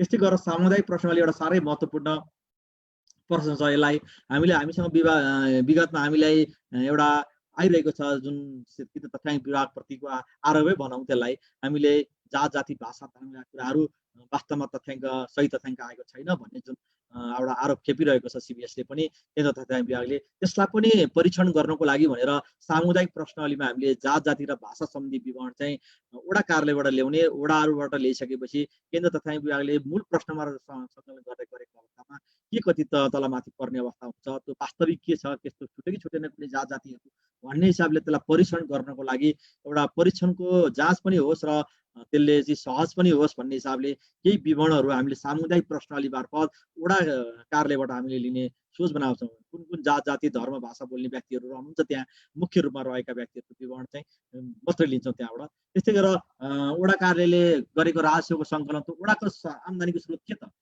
कसरी वडा कार्य चलिरहेको छ र कृषि उपज र गरी कृषि उत्पादनहरू त्यहाँ के हुन्छन्, कस्ता कस्ता उत्पादन हुन्छन् र के निकासी गर्छ वडाले, वडाको आम्दानीको स्रोतहरू के छन्, अरू आर्थिक पूर्वाधारहरू के छन्, सेवा सुविधाको पहुँच कस्तो छ, जनताको सेवा सुविधाको पहुँचहरू, ती कुराहरू स्वास्थ्यदेखि लिएर शिक्षादेखि लिएर हरेक कुराहरूमा पहुँच छ कि छैन, यी कुराहरू र विपद सम्बन्धी विवरणहरू भनेर राखेका छौँ। अर्को महत्त्वपूर्ण कुरा भनेको नेपालको जनसङ्ख्या हामीले 64% चाहिँ सहरमा बस्छन् भनेर भनिरहेका छौँ। वास्तवमा त्यो 64% जनसङ्ख्या वास्तविक सहरमा बस्छ कि बस्दैनन् त भन्नको लागि एउटा परीक्षण गर्नको लागि पनि यो सामुदायिक प्रश्नावली हामीले चाहिँ सहरै उन्मुख छ कि छैन त्यो एउटा परीक्षण गर्ने, अध्ययन गर्नको लागि एउटा तथ्याङ्क विवरणहरू सङ्कलनको लागि केही प्रश्नहरू पनि राखेका छौँ। यो नितान्त नौलो अभ्यास छ र यसले वास्तवमा मूल प्रश्नावलीमा र सामुदायिक प्रश्नलाई हामीले यसलाई अध्ययन गर्न सक्यौँ भने भोलि साह्रै अध्ययनकर्ताको लागि साह्रै ठुलो सम्पत्ति पनि हुनेछ र राज्यलाई पनि ठुलो फाइदा पुग्छ भन्ने हामीले चाहिँ सोचेका पनि छौँ यसमा। र अब हामीले के उत्पादन गर्छौँ त अन्तमा हामीले यति गरिसकेपछि हाम्रा उत्पादन कसरी हुन्छन् त? हामीले तथ्याङ्क प्रतिवेदन हामीले विगतमा हामीले जिल्लाभन्दा तल दिन सकेको अवस्था थिएन, यो सत्य हो। र के जनसङ्ख्या मात्रै दिन्थ्यो भने अरू विशेषताहरूको तथ्याङ्क हामी दिन सक्दैनथ्यौँ। अब हामी सबै दिन्छौँ भनेका छौँ, नेसनलमा, प्रोभिन्सियल लेभलमा, लोकल लेभलमा सबै दिन्छौँ तथ्याङ्क प्रतिवेदनहरू। र हामीले अर्को पनि भनेका छौँ, अहिले एउटा अनलाइन प्लेटफर्म तयार गर्छौँ र त्यो अनलाइन प्लेटफर्म तयार गर्दाखेरि हामी स्वदेशमा बसेका वा विदेशमा बसेका जो कहिले पनि जहाँबाट पनि तथ्याङ्कहरू आफै प्रशोधन गर्ने, आफूलाई चाहिएको तथ्याङ्क हेर्न सक्ने वातावरण चाहिँ सिर्जना गर्न सकिन्छ कि भन्ने हिसाबले हामीले एउटा सोच बनाएका छौँ। त्यो किसिमले एउटा गर्दैछौँ। हामीले प्लेटफर्मबाट हाम्रा तथ्याङ्कहरू चाहिँ आफै विश्लेषण गर्न सक्ने एउटा प्लेटफर्म बनाउने। त्यस्तै गरेर हामीले विगतमा मोनोग्राफ भनेर निकाल्ने गरेका थियौँ। त्यो मोनोग्राफलाई ठुलो ठुलो किताब जस्तो भयो र अध्ययन गर्ने मानिसहरूलाई धेरै असहज भयो। त्यसले गर्दा विषयगत रूपमा फरक फरक तरिकाले रिपोर्ट बनाउन सक्यो भने हामीले आफ्नो आवश्यकता अनुसार त्यो रिपोर्ट हेर्न सक्ने रहन्छ, रिपोर्ट हेरिन्छ। त्यसले गर्दा हामीलाई त्यो सहज पनि हुन्छ भनेर केही अलग किसिमका प्रतिवेदनहरू तयार गर्ने र जसले गर्दा नीतिगत रूपमा पनि यसले चाहिँ केही सुझावहरू प्रस्तुत गर्ने हिसाबले हामीले केही प्रस्ताव गरेका छौँ। जनसङ्ख्याको बनोट सम्बन्धमा एउटा प्रतिवेदन अलग्गै निकाल्ने, लैङ्गिक सम्बन्धमा अलग्गै, ज्येष्ठ नागरिक, बालबालिका तथा युवाको सम्बन्धमा, गाइस सेवा सुविधाको व्यवस्थामा, शैक्षिक अवस्था, श्रम शक्तिको अवस्थामा, मातृ मृत्यु दर र मृत्युका कुराहरूमा, प्रजननका कुराहरूमा, अपाङ्गता सम्बन्धीमा, जात जाति भाषा धर्म लगायतका विषयहरूमा र अब जनसङ्ख्याका अनुमानहरू पनि हामी गर्छौँ, 20-30 वर्षको अनुमान गर्छौँ। त्यस्तै दिगो विकासका सूचकहरूको बारेमा पनि हामीले केही थप गर्नुपर्छ भन्ने हामीले सोचिरहेका छौँ। त्यस्तै गरेर अझै हामीलाई अध्ययन गर्ने, हामी सहकार्य गरेर विभिन्न जात जाति भाषा धर्मको विषयमा पनि अलग अलग भनौँ न, कुनै कानुन हामी गुरुङ जातिकै अध्ययन गर्न चाहन्छौँ भने पनि हामी सहकार्य गरेर त्यसलाई अलग्गै प्रतिवेदनहरू तयार गर्न सकिन्छ। हामीले त्यो किसिमले अहिले सोचिरहेका छौँ अलिकति। त्यसले गर्दा यहाँहरूको पनि सहयोग पक्कै पनि त्यो अवस्थामा रहला। अब हामीले सार्वजनिक गरेको एउटा कार्यतालिका छ। त्यो कार्यतालिका मुख्य रूपमा हामीले अनलाइन मार्फत वडा तथा सुब्रेसको भर्ना हामी खोल्छौँ। जुन माघ 1 गतेदेखि चैत्र मसान्तसम्म भनेका छौँ अहिले हामीले अनलाइन भर्ने 2 महिनाको समय दिएर भन्ने त्यो अनलाइन भर्ना प्रक्रियाहरू गर्छौँ। त्यो अनलाइन प्रक्रियाहरू सम्पन्न भइसकेपछि जिल्लाले तथा जिल्ला जना कार्यालयहरूले वडा तथा सुब्रेसकहरू भर्ना गर्नुहुनेछ। हाम्रो जिल्लाहरूमा हाम्रो कार्यालय चैत्र 1 गतेदेखि स्थापना हुन्छन्, 77 चैत 1 गते। त्यसरी स्थानीय जना कार्यालयहरू स्थापना हुन्छन् वैशाख 1 गतेदेखि। त्यस्तै गरेर हामीले गणको तालिम 17 जेठ 17 देखि 22 सम्म दिन्छौँ। सूचीकरण कार्यहरू 26 वटा गर्छौँ। त्यस्तै गणना कार्य हाम्रो जेठ 25 गणना दिवस भनेर असार 8 मा मनाउँछौँ। हामीले यो प्रक्रियाहरू चाहिँ मैले संक्षिप्त कार्यतालिका यहाँ प्रस्तुत गरेँ मैले। अब हामीलाई सबैलाई पनि चासोको विषय छ, हाम्रो विवरण गोप्य रहन्छ त भन्ने कुराहरू चाहिँ हामीले गरेको विवरण, जनगणनामा दिएका विवरण के हुन्छन् त, राज्यले त्यसको दुरुपयोग गर्ने हो कि, कर प्रयोजनमा लाउने हो कि, हामीलाई अन्य कानुनी प्रयोजनमा प्रयोग गर्ने हो कि भन्ने एउटा चाहिँ सबैलाई दुविधा पनि छ। र त्यो हाम्रो यो जेनेरिक तथ्याङ्क अनि स्ट्याटिस्टिकल एक्ट भनेको चाहिँ केन्द्रीय तथ्याङ्क विभागको मात्रै होइन, यो अन्तर्राष्ट्रिय स्तरमा एउटा जेनेरिक रूपले तथ्याङ्क ऐनहरू आएका छन्। युएनले बनाएका ऐनहरू एउटै किसिमका ऐनहरू हुन्छन् र त्यसमा केही राष्ट्रिय किसिमलाई परिमार्जन मात्रै गरिएको हुन्छ। त्यो हाम्रो अन्तर्राष्ट्रिय परिवेशमा बनाएको तथ्याङ्क ऐन 2015 र त्यसमा जारी गरेका आदेश 2076ले गोपनीयताको सुनिश्चित गरेछ। व्यक्तिले दिएका विवरणहरू चाहिँ गोप्य राखिन्छ र तथ्याङ्क प्रयोजनको लागि मात्रै प्रयोग गरिन्छ र व्यक्तिगत रूपमा नभई सामूहिक रूपमा मात्र प्रकाशन गर्ने चाहिँ सुनिश्चित छ तथ्याङ्क ऐनले। त्यसले गर्दा यो प्रयोग गरेको तथ्याङ्कहरू कसैको लाई व्यक्तिगत रूपमा हानि हुने गरेर अर्थात् व्यक्तिगत रूपमा सार्वजनिक गरिँदैन। त्यस्तै गरेर कुनै व्यक्ति संस्था वा व्यवसायलाई पहिचान गर्ने जानकारीलाई प्रकाशन गरिँदैन यो वास्तवमा तथ्याङ्कहरू। त्यस्तै राष्ट्रिय जनगणना सङ्कलन गर्ने विवरण कुनै पनि कर प्रयोजन तथा अन्य कानुनी प्रमाणको रूपमा प्रयोग गर्न मिल्दैन। त्यसै गरेर व्यक्तिले दिएको विवरण जनगणनामा खटिने सबै कर्मचारीले संरक्षण र गोप्य राख्ने शपथ खाएका हुन्छन्। यस विपरीत काम गरेमा निजलाई कानुनमा बमोजिम दण्ड र जरिवानाको व्यवस्था पनि गरेको छ कानुनले। त्यसले गर्दा सबै तहबाट चाहिँ यसलाई सुरक्षित हुने र ढुक्क भएर जनगणनामा उत्तर दिन हामी चाहिँ सबै केन्द्र तथ्याङ्क विभाग सबैले हामीले अनुरोध पनि गर्दै आएका छौँ र यो जनगणनाको एउटा आधारभूत सिद्धान्त पनि रहेको छ।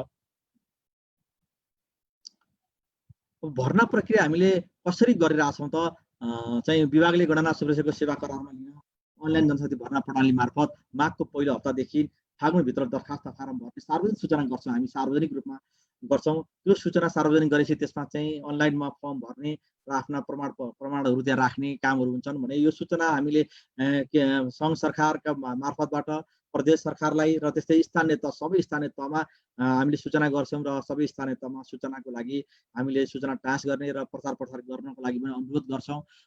त्यो किसिमले अनलाइन दरखास्त फारम आफू बसेको ठाउँबाट जहाँसुकैबाट पनि भर्न सकिन्छ र आफूले कुन ठाउँमा काम गर्न चाहेको, कुन स्थानीय तहबाट काम गर्न चाहेको भन्ने कुराहरू त्यहाँ खोल्नुपर्ने हुन्छ र स्थानीय व्यक्तिले त्यो स्थानीय ठाउँमै काम गर्नको लागि प्राथमिकता दिइन्छ र सम्भव भएसम्म स्थानीय तहमा उपलब्ध भएसम्म सबैलाई त्यही मौका दिइन्छ र त्यहीँका जनशक्तिबाट हामी काम गर्छौँ। यसबाट प्राप्त भएको दरखास्त फारमका आधारमा विभागले निश्चित मापदण्डको आधारमा प्रारम्भिक संक्षिप्त सूची योग्यता सूची तयार गरी सबै जिल्ला जनगणना कार्यालयमा उपलब्ध गराउँछ।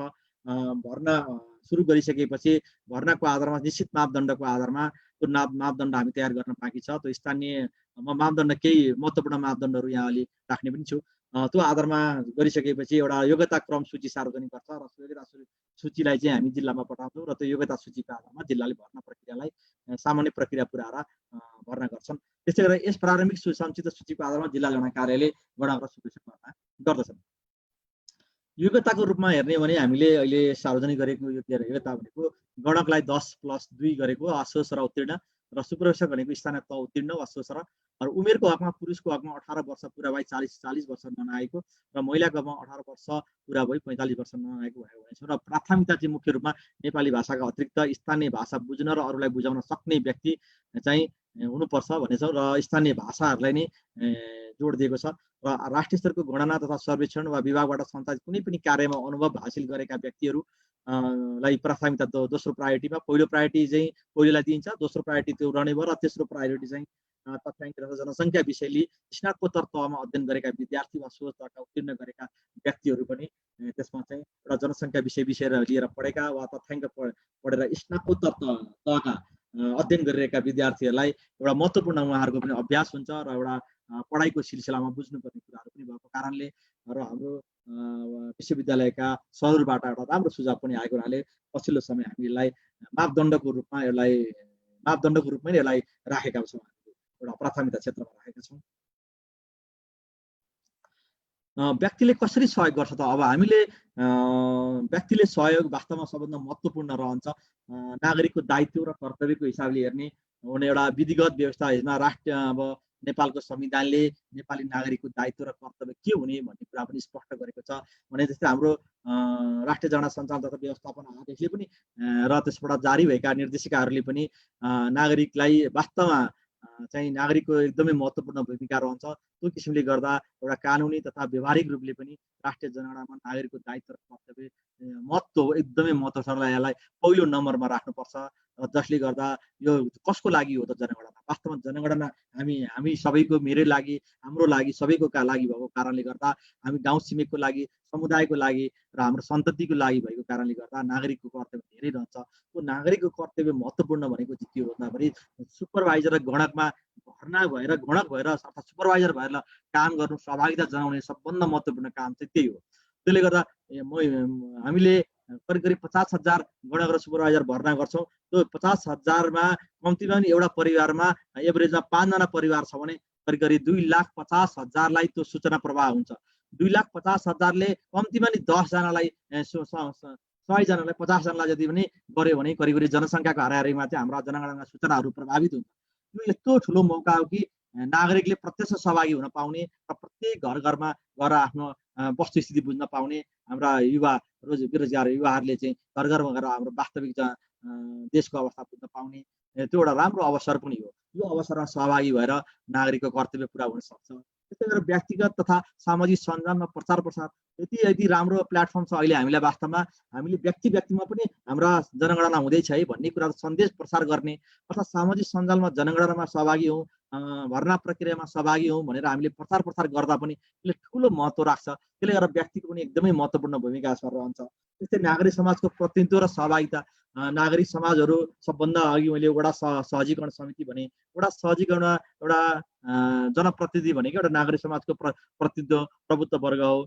त्यसले गर्दा वडा सदस्य, त्यहाँ नागरिक समाजहरू, अन्यहरूले पनि त्यहाँ सहभागिता जनाएर प्रतिनिधित्व गरेर यस कार्यक्रमलाई चाहिँ पूर्ण रूपमा सहयोग गर्न सक्ने र गणक र सुपरभाइजरलाई सहयोग गर्न सक्ने वातावरण हुन्छ। त्यस्तै गरेर नागरिकले गर्ने भनेको गलत विवरण दिन, प्रभाव र दबाब दिने वा गलत गतिविधि वा कार्यको निगरानी र निरुत्साहित गर्ने काम पनि नागरिक समाजले, नागरिक व्यक्तिले पनि यसलाई सहयोग गर्न सक्छ। किनभने गलत तथ्याङ्क, गलत विवरणको आधारमा बनेका योजनाहरू असफल हुन्छन् र त्यसले गर्दा वास्तवमा हाम्रो दुर्घटनातिर जान्छ। त्यसले गर्दा योजनाहरू असफल भयो भने हाम्रा अनावश्यक रूपमा चाहिँ खर्चहरू हुन्छ। त्यो कारणले गर्दा पनि नागरिक त्यसमा पनि सचेत हुनुपर्छ। किनभने हाम्रो सन्ततिको लागि हो, हाम्रो व्यक्तिको लागि हो, वर्तमानको लागि हो, भविष्यको लागि पनि हो। त्यसले गर्दा यी कुराहरू चाहिँ नागरिकको कर्तव्यहरू पनि हुन सक्छन्। त्यसै गरेर समुदायले पनि यसलाई सहयोग गर्न सक्छन्। समुदायले गर्न सक्ने भनेको जनगणना कार्यमा साझेदारीको भावना बमोजिम विभिन्न संस्थाहरूले आफ्नो कार्यालय परिसरमा केन्द्र तथा विभागले डिजाइन गरेका जनगणना ब्यानरहरू, स्टिकरहरू स्पष्ट रूपमा राख्ने।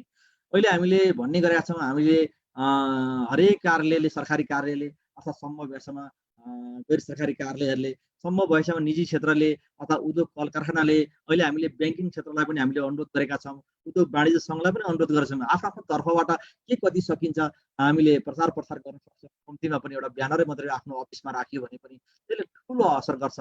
जनगणना जस्तो विषय व्यक्ति आफैले गर्न सक्ने, केन्द्र तथ्याङ्क विभागले एक्लै गर्ने होइन। त्यो कारणले हामी सबैको सहभागिता हुनुपर्छ भन्ने हाम्रो चाहिँ मनसायले एउटा हामीले सामग्री नर्म्स हामीले बनाएका छौँ। त्यो हिसाबले यसपटकको जनगणनामा सबैको सहभागिता सुनिश्चित गर्नको लागि पनि हामीले हाम्रो नारा चाहिँ मेरो गणना मेरो सहभागिता भनेका छौँ। जनगणनाको मूल नारा नै। त्यो कारणले गर्दा हामी सबैको सहभागिता आवश्यक छ। केन्द्र तथ्याङ्क विभागले तयार पारेका प्रचार सामग्रीहरू गर्न सहयोग गर्ने, जनगणना कार्यालयले अनुरोध गरेको अवस्थामा तालिम हल, प्रोजेक्टर जस्ता सामग्री उपलब्ध गराउने। हाम्रा धेरै ठाउँमा करिब 1400-1500 तालिम सेन्टरहरू हुन्छन्। त्यो तालिम सेन्टर हामी सबै व्यवस्थित रूपमा हाम्रा चाहिँ कम्प्युटर, प्रोजेक्टर लगायतका कुराहरू हामीले पुर्याउन सक्दैन। त्यसले गर्दा सहकार्य गरेर त्यहाँ सङ्घ संस्थाहरू, त्यहाँ स्थानीय तहहरू, अन्य सङ्घ संस्थाहरू, सरकारी कार्यालयहरूसँग सम्पर्क गरेर कम्प्युटर र प्रोजेक्टरका कुराहरू हामीले उपलब्ध गराउन सक्यो भने हाम्रो तालिमहरू अलि राम्रोसँग सञ्चालन पनि हुन्छन्। त्यो किसिमले हामीले सङ्घ संस्थाको लेटर प्याडमा जनगणनाको नारा तथा लोगो राख्ने। हाम्रो अन्तर्राष्ट्रिय प्रकटनमा इन्डियाले भनौँ अथवा अमेरिकाले अरू देशहरूमा हेर्ने भने चाहिँ निजी क्षेत्रहरूले पनि आफ्ना डिपार्टमेन्ट स्टोरका झोलाहरूमा, ब्यागहरूमा ब्याङ्कहरूले आफ्नो भाउचरहरूमा चाहिँ जनगणनाका नाराहरू राख्ने, नाराका सन्देशहरू दिने, यस्तो किसिमको अभ्यासहरू भइरहेको अवस्था छ। त्यो अभ्यास चाहिँ हाम्रो नेपालमा सुरु भएको छैन। अबको यो जनगणनामा चाहिँ यस्तो अभ्यासहरू चाहिँ सूचनाहरू सम्प्रेषण गर्ने अभ्यासहरू गर्नुपर्छ भन्ने हिसाबले त्यो किसिमले हामीले निजी क्षेत्रलाई, ब्याङ्किङ क्षेत्रहरूलाई सबैलाई अनुरोध गर्ने रहेका छौँ र अहिले चाहिँ सबै क्षेत्रबाट एकदम राम्रो कुरा हो, हामी सहयोग गर्छौँ भन्ने कुराहरू पनि आइरहेको अवस्था छ। त्यस्तै जनगणनामा खटेर आउने गणक र सुपरभाइजरलाई सही विवरण उपलब्ध गराउनको लागि आफ्ना सदस्य कर्मचारीहरूलाई अनुरोध गर्ने। वास्तवमा भन्ने हो भने हाम्रो सहकारी जस्तो गैर सरकारी निकायहरू, निजी क्षेत्रमा काम गर्ने कर्मचारी त धेरै छन्। त्यो आफ्ना कर्मचारीलाई पनि जनगणनामा तिमी सहभागी हौ र जनगणनामा सहभागी हुनुपर्छ भनेर आफ्ना कर्मचारीलाई सदस्यलाई चाहिँ भनेर उनीहरूलाई कम्तीमा जनगणना हुने दिनमा तपाईँहरू ल जनगणना हुने गणकर आउँदैछ तपाईँलाई समस्या छ भने बरु ढिलो आउनुहोस् अफिस भनेर पनि हामीले सहयोग गर्न सक्छौँ। त्यो कारणले गर्दा सम्पूर्ण संस्थाहरूले निकायहरूले चाहिँ आफ्ना कर्मचारीलाई जनगणनामा सहभागी हुनुपर्छ है, हामी पनि तपाईँलाई सहयोग गर्छौँ जनगणनामा सहभागी हुने भन्ने कुरो सन्देश दियो भने कर्मचारीहरूले पनि सदस्यहरूले पनि स्वतस्फूर्त रूपमा उनीहरूले खुसी भएर जनगणनामा भाग लिन्छन्, सहभागिता जनाउँछन्। त्यो किसिमको चाहिँ हामीले प्रचार प्रसार गर्न सक्यौँ भने जनगणना सम्पन्न र सफल हुन्छ भन्ने हाम्रो चाहिँ रहेको छ। अब कोभिडको कन्टेक्स्टमा पनि महत्त्वपूर्ण कुरा छ। हामीले जनगणनामा कोभिडको मा हामीलाई मार त परेकै छ हामीलाई, तर पनि हामी काम गरिरहेका छौँ र कोभिडको कन्टेक्स्टमा हामीलाई सम्पन्न गर्छौँ। यो राष्ट्रिय जनगणना भनेको केन्द्र तथ्याङ्क विभागको लागि मात्रै नभएर हामी आफ्नै लागि हो। वास्तवमा राज्यमा रहेका सबै व्यक्ति निकायदेखि सबैलाई आवश्यक पर्ने तथ्याङ्क छ। यो राष्ट्रिय संविधानको कार्यान्वयनको महत्त्वपूर्ण अंश पनि हो यो जनगणना। त्यो कारणले गर्दा जसरी भए पनि गर्नुपर्छ भन्ने कुरो हाम्रो लक्ष्य पनि छ र नेपाल सरकारले अहिलेसम्म हामीले गर्नुपर्छ भनेर बजेटको पनि सुनिश्चित गरेको छ। गरी हामीलाई करिब 95% भन्दा बढी बजेट चाहिँ नेपाल सरकारकै यसमा उपयोग हुन्छ। केही प्रतिशत मात्रै दात्री निकायबाट हामीलाई प्राप्त हुन्छ यसमा। र सुप्रवेश तथा गणकहरूको मास्क तथा फेस सिल्ड लगाउने र सेनिटाइजरको प्रयोग भौतिक दूरी कायम गर्ने गरी हामीले त्यो व्यवस्थापन मिलाउने कोसिस गरिरहेका छौँ। सेनिटाइजर गणकलाई हामीले सेनिटाइजर दिने, मास्क दिने र फेस सिल्ड लाएर गणनामा जाने सहभागी हुने भनेका छौँ भने हामीले हाम्रा उत्तरदाताहरूलाई पनि हामीले रिक्वेस्ट गर्ने पक्षमा छौँ। हामी हाम्रा उत्तरदाताले पनि सहयोग गर्ने, भौतिक दूरी कायम गरेर हाम्रा गणकहरूलाई सहयोग गर्ने चाहिँ हामी अनुरोध पनि गर्छौँ यो जनगणना प्रयोजनको लागि। त्यसले गर्दा हामीले हामीले अनुभव गरेको विषय पनि जनगणनाको आवेदन हामीले पाइलट जनगणना सम्पन्न गरेका थियौँ। सबै नागरिकहरूले हाम्रो पाइलट जनगणना पनि सफल भएको छ। कोभिडकै कन्टेक्स्टमा पनि जनगणनालाई हेर्ने दृष्टिकोण नागरिकको एकदमै महत्त्वपूर्ण साथ हेरेको कारणले राष्ट्रिय जनगणना कोभिडको कन्टेक्स्टमा पनि पूर्ण रूपमा सफल हुन्छ भन्ने हामीले विश्वास लिएका छौँ। अन्तमा मैले सम्पर्कको लागि केही हामी यहाँ भन्न चाहन्छु, किनभने सबै कुराहरू थाहा हुँदैन। हामीले टोल फ्री नम्बर जहाँसुकैबाट पनि नेपालभित्रबाट 1178 फोन गर्न सकिन्छ। अब यो हामी केही हप्ताभित्रमा केही पहिलो हप्ताभित्रैमै अब हामी यो 1178 को परिचालन हुन्छ। हामीले दूरसञ्चारबाट यो नम्बर लिइसकेका छौँ भने अब यसलाई चाहिँ स्मार्ट फोनबाट, एनसेलबाट र एनटिसीबाट यसमा फोन गर्न सकिन्छ। यसमा निःशुल्क हुन्छ बाहिरबाट गर्नेलाई। त्यसले गर्दा यो फोन सार्वजनिक हुँदैछ। यो जनगणना वेबसाइट भनेर हामीले सम्पूर्ण हाम्रा मेटेरियलहरू त्यहाँ राख्ने गरेका छौँ। यो पहिलोपल्ट सेन्सस नेपाल cbs.gov.mp सार्वजनिक गरिरहेका छौँ र यसमा हाम्रा प्रचार प्रसार सामग्रीहरू, हाम्रा अन्तर्वार्ताहरू, हाम्रा प्रचार प्रसार अन्य कुराहरू, भिडियोहरू, हाम्रा तालिमका सामग्रीहरू, यी सबै कुराहरू हाम्रा तथ्याङ्कका 1968 देखि त जनगणनाका तथ्याङ्क छैनन्। त्योभन्दा पछिल्ला त जति हामीसँग उपलब्ध तथ्याङ्कहरू छन् त्यसका सबै प्रतिवेदनहरू त्यहीँबाट प्राप्त गर्ने गरेर हामीले त्यसलाई विकास गरेका छौँ। हाम्रा निर्देशिकाहरू, हाम्रा पुस्तिकाहरू, सबै कुराहरू त्यहाँ रहन्छन्।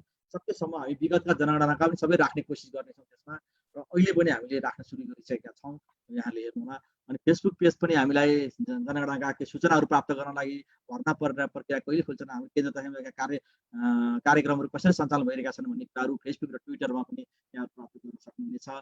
युट्युब च्यानलमा पनि केही भिडियोहरू, हाम्रा अन्तर्वार्ताहरू, हाम्रा भिडियो तालिमका सामग्रीहरू युट्युब च्यानलमा पनि हामीले राखेका छौँ र यो हामी निरन्तर अपडेट गर्दै जानेछौँ।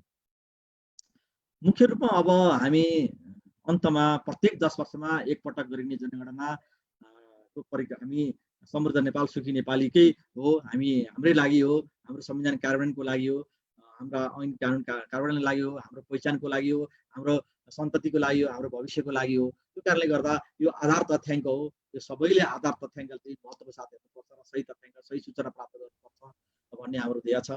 त्यसैले जनगणना हामी सबैको सहभागिता र सहयोग जरुरी छ। यसलाई मध्यनजर गरी मेरो गणना मेरो सहभागिता राष्ट्रिय जनगणना 2078 भन्ने जनगणनाको मूल नारा साथ हामी अगाडि बढिरहेका छौँ।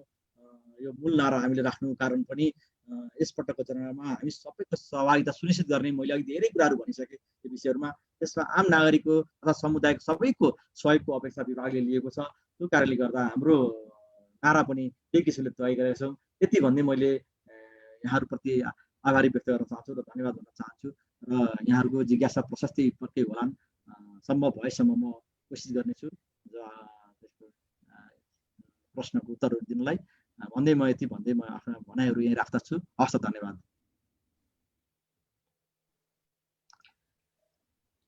धेरै धेरै धन्यवाद आजका हाम्रा स्रोत व्यक्ति ढुण्डिराज लामिछानेज्यूलाई। मैले धेरै समय लिएँ है। हामीले लामिछाने सरबाट जनगणनाको इतिहास, उद्देश्य, जनगणनाबाट प्राप्त हुने तथ्याङ्कको प्रयोग कहाँ कहाँ र केका लागि प्रयोग हुन्छन् र राष्ट्रिय जनगणना 2078 को तयारीको बारेमा र यो पटक प्रयोग हुने प्रश्नावलीहरू, पहिला 2वटा मात्रै प्रश्नावली हुन्थे भने यसपालि 2-3वटा प्रश्नावलीहरू छन् भनेर भन्नुभएको छ हैन। घर तथा घर परिवार प्रश्नावली, अनि मुख्य प्रश्नावली र सामुदायिक प्रश्नावली, र यसपालि जनगणनाको कार्यविधि, कार्यतालिका, तथ्याङ्कको गोपनीयता, गणक र सुपरिवेक्षकको योग्यता सहित चाहिँ के हुन सक्छन् भनेर उहाँले हामीलाई एकदमै प्रस्तुत गरिदिनु भयो, र व्यक्ति र समुदायले कसरी सहयोग गर्न सक्छ र नागरिकको दायित्व र कर्तव्य के हो यो जनगणनामा भन्ने बारेमा चाहिँ अत्यन्त सरल र विस्तृत रूपमा प्रस्तुत गरिदिनु भएकोमा हामी हाम्रा स्रोत व्यक्ति ढुण्डिराज लामिछाने सरलाई हृदयदेखि नै धन्यवाद दिन चाहन्छौँ। र उहाँले भनिहाल्नुभयो यो कोरोना कहरको बीचमा पनि सबै सुरक्षा मापदण्डहरू अपनाएर हामीले चाहिँ जनगणना गर्ने चाहिँ प्रतिबद्धता गरेका छौँ भनेर भन्नुभयो।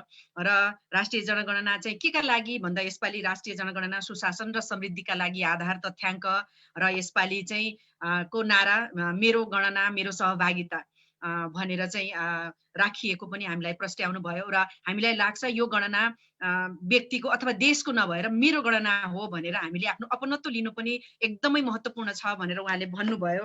र व्यक्तिको गणना चाहिँ जनगणना 2 प्रकारले भनेर उहाँले हामीलाई एकदम स्पष्ट रूपमा भन्नुभयो। जुन कुरा एउटा चाहिँ व्यक्तिको गणना र अर्को चाहिँ व्यक्तिको विशेषता, जसले गर्दाखेरि हामीले चाहिँ एकदमै सक्रिय रूपमा सहभागी भयौँ भने उहाँले भन्नुभयो जस्तै धेरै हामीलाई चाहिँ आरोप लाग्ने गरेको छ, हामीले सधैँ भन्ने गरेका छौँ तथ्याङ्क विभागले दिएको यो तथ्याङ्क चाहिँ तथ्याङ्क होइन मिथ्याङ्क हो भनेर चाहिँ हामी धेरै चाहिँ हाम्रो समुदाय आदिवासी जनजाति समुदायले पनि भन्ने गरेका छौँ, जहाँ कतिपय कुराहरू चाहिँ त्यसमा भए पनि होलान्। सो यसपालि हामीले चाहिँ हाम्रो तथ्याङ्क चाहिँ मिथ्याङ्क नहोस् भनेर हामी आफ्नो तर्फबाट पनि एकदमै जागरुक भएर सजग भएर सहभागी हुन एकदमै जरुरी छ भनेर अत्यन्त राम्रोसँग म चाहिँ एकदमै ढुण्डिराज सरलाई हाम्रो सरिदय भन्न चाहन्छु। उहाँले झापामा हुनु भएर मात्रै हो, तपाईँ कास्की स्याङ्जा लमजुङतिर हुनुभएको भए एकदमै हामीले भन्दा राम्रो गुरुङ बोल्नुहुन्थ्यो होला। र एकदम हामीले चाहिँ एकदम राम्रोसँग प्रश्न पारिदिनु भएकोमा फेरि पनि धन्यवाद दिन चाहन्छौँ। र अब भने म ढुण्डिराज सरलाई फेरि हाम्रा सहभागीहरूको प्रश्नको उत्तर दिनुहुन म स्क्रिनमा निम्त्याउँछु, र यहाँहरूले प्रश्न राख्नु हुँदाखेरि अत्यन्त संयमित भएर हाम्रो यो जनगणनासँग मात्रै चाहिँ संलग्न अथवा आधारित प्रश्नहरू मात्रै राखिदिनु हुन पनि म हार्दिक अनुरोध गर्छु। र यहाँ यो त उहाँले प्रस्तुति हुँदाहुँदै पनि 2-3वटा प्रश्नहरू आइसकेका छन्। सरले अघि नै पनि देखिसक्नु भएको छ, 2 जनाले, एकजना अमरलेम गुरुङ हुनुहुन्छ उहाँ युकेबाट र अर्को डम्बर तमु हुनुहुन्छ इजरायलबाट। उहाँहरू दुवैजनाको क्वेरी चाहिँ, एकजनाले चाहिँ अब हामी विदेशमा भएकोले राष्ट्रिय जनगणनामा कसरी चाहिँ व्यवस्था गर्न सकिएला, किनभने मेरो गाउँमा चाहिँ घरमा कोही छैन तर फ्यामिली मेम्बर हाम्रो चाहिँ छुट्ने भयो भनेर भन्नुभएको छ, के गर्न सकिन्छ। अर्को चाहिँ विदेशमा बसोबास गर्दै आइरहेको नेपालीहरूको गणना गर्न सकिन्छ कि सकिँदैन भनेर भन्नुभएको छ। यसमा चाहिँ अरू कसैले सहयोग गर्न सक्छ कि सक्दैन भन्ने चाहिँ म प्रश्न सरलाई मिलाएर दिनुहुन म अनुरोध गर्छु। र यो दुईजनाको एउटै प्रश्न भएको हुनाले, र अर्को प्रश्न चाहिँ हाम्रो धनमान गुरुङज्यूले भन्नुभएको छ। तपाईलाई एकदमै राम्रो यो डिटेल प्रेजेन्टेसनको लागि धेरै धेरै धन्यवाद भन्नुभएको छ। र उहाँले के भन्नुभएको छ, could you please elaborate or explain about the intention, attitudes and biasness of data entry persons of CBS central office for census 2078 and how can one examine or know the authenticity of actual data entry? Do we have any mechanism to recheck for that भनेर भन्नुभएको छ। अहिले मैले यो 2टा प्रश्न राखे sir.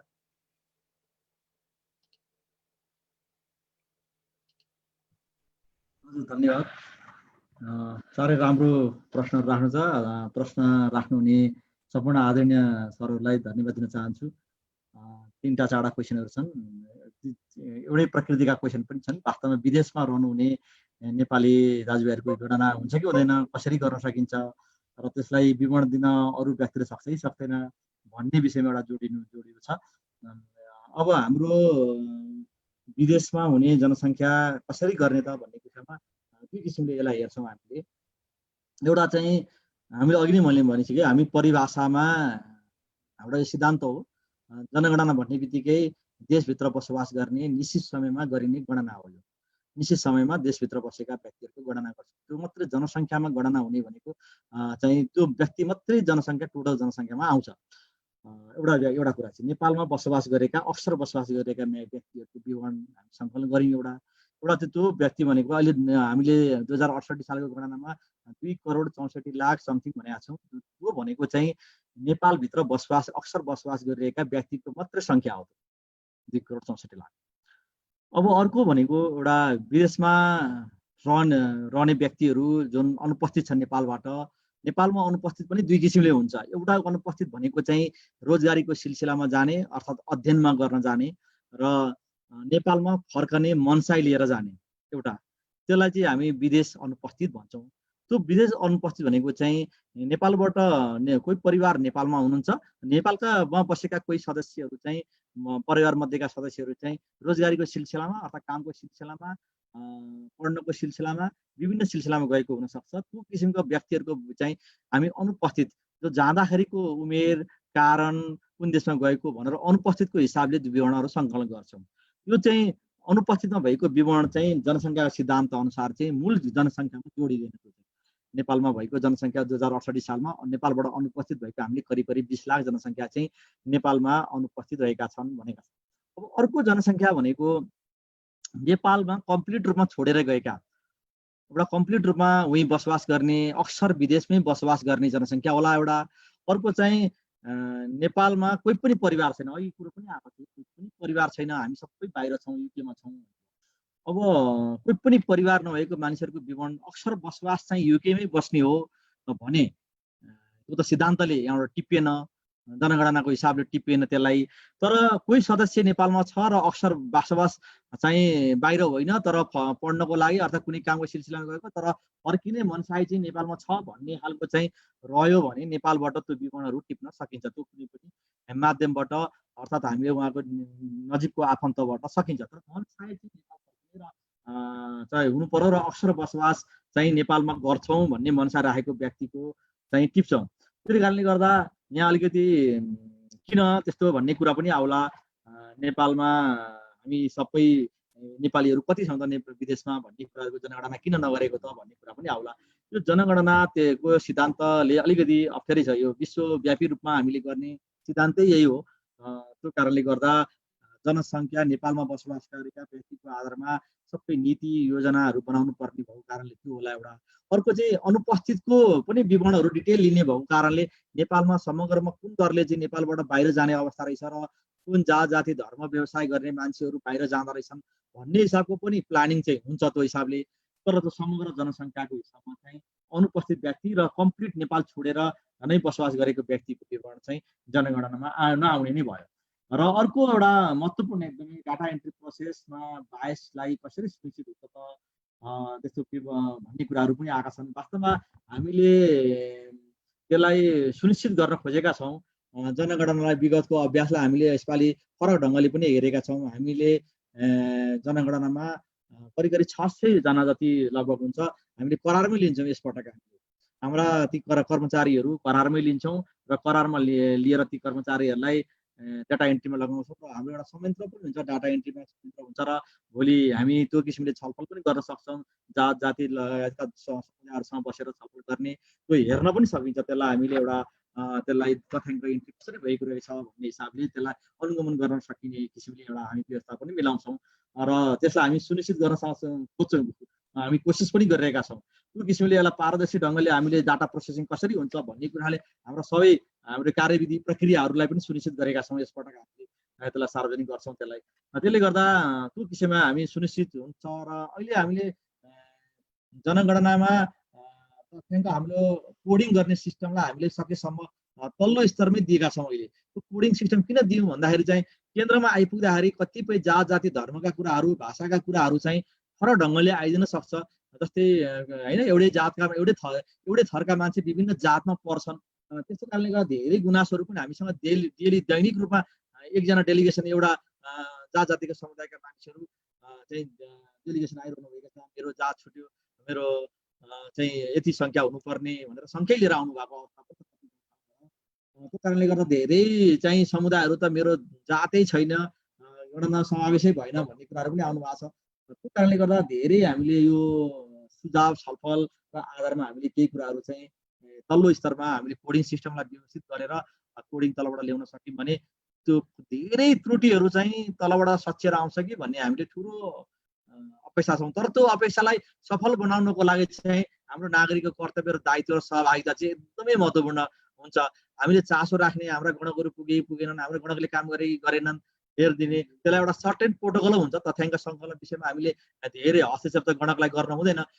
उत्तरदाताले हिजो पनि कुरो अलिकति उठेको थियो, गणकले गरेको कामको तथ्याङ्क हेर्न पाइन्छ कि पाइँदैन भन्ने कुरा पनि उठेको थियो।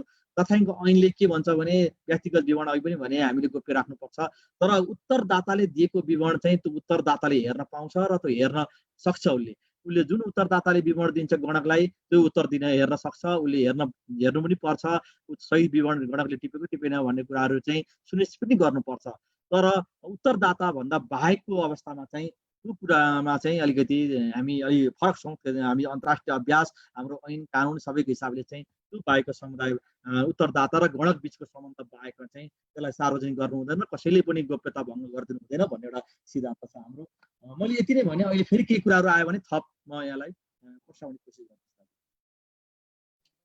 हजुर, धन्यवाद सर। अब अर्को प्रश्न छ डम्बर सिंह गुरुङज्यूको। उहाँले भन्नुभएको छ जनगणना भनेपछि प्रत्येक घरधुरीमा गणक पुगेर समय दिएर तथ्याङ्क लिनुपर्ने हो, तर विगतमा चाहिँ अब चौतारी डाटामा धेरै गएको र गणकहरूले आफू खुसी तलमाथि पारेर तथ्याङ्कलाई मिथ्याङ्क बनाएको नि घटना सुनिँदै आएको भनेर उहाँले चाहिँ लेख्नु भएको छ। र त्यसैले विशेषतः हामी तमुहरू यसपटक हाम्रो जात धर्मका बारेमा प्रष्टसँग तथ्याङ्क आउला कि नआउला भन्ने कुरामा अत्यन्त चिन्तित छौँ।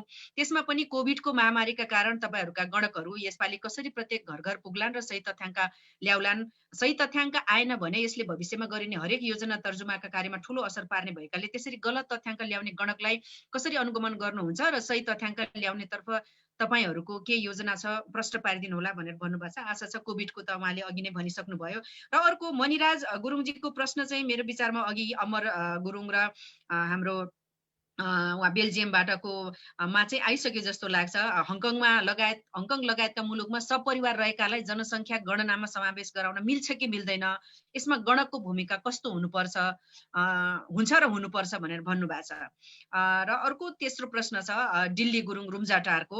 उहाँले भन्नुभएको छ म ताप्लेजुङको जन्म, तर मेरो परिवार पोखरा बस्छन् र म ओखलढुङ्गा रुम्जाटारमा बस्छु र मेरो घर ताप्लेजुङमा छ र घरमा अस्थायी रूपमा दाजु बस्नुहुन्छ र अब मेरो गणना कसरी हुन्छ? र अर्को कुरा नेपाली भाषा तथा स्थानीय भाषा भन्नाले कुन भाषा हो? र गुरुङ गाउँमा बाजे बजे मात्र बस्छन्, अनि त्यो बाजे बजेहरूले नेपाली भाषा बुझ्नुहुन्न, जो प्रश्नवालाले पनि गुरुङ भाषा नजान्ने परेछ भने त्यसको विकल्प के होला? गणकले आफ्नो खुसीमा लेख्ने कि त्यसको विकल्प के होला भनेर सोध्नु भएको छ। सर, अहिले मैले 3टा प्रश्न राखेँ।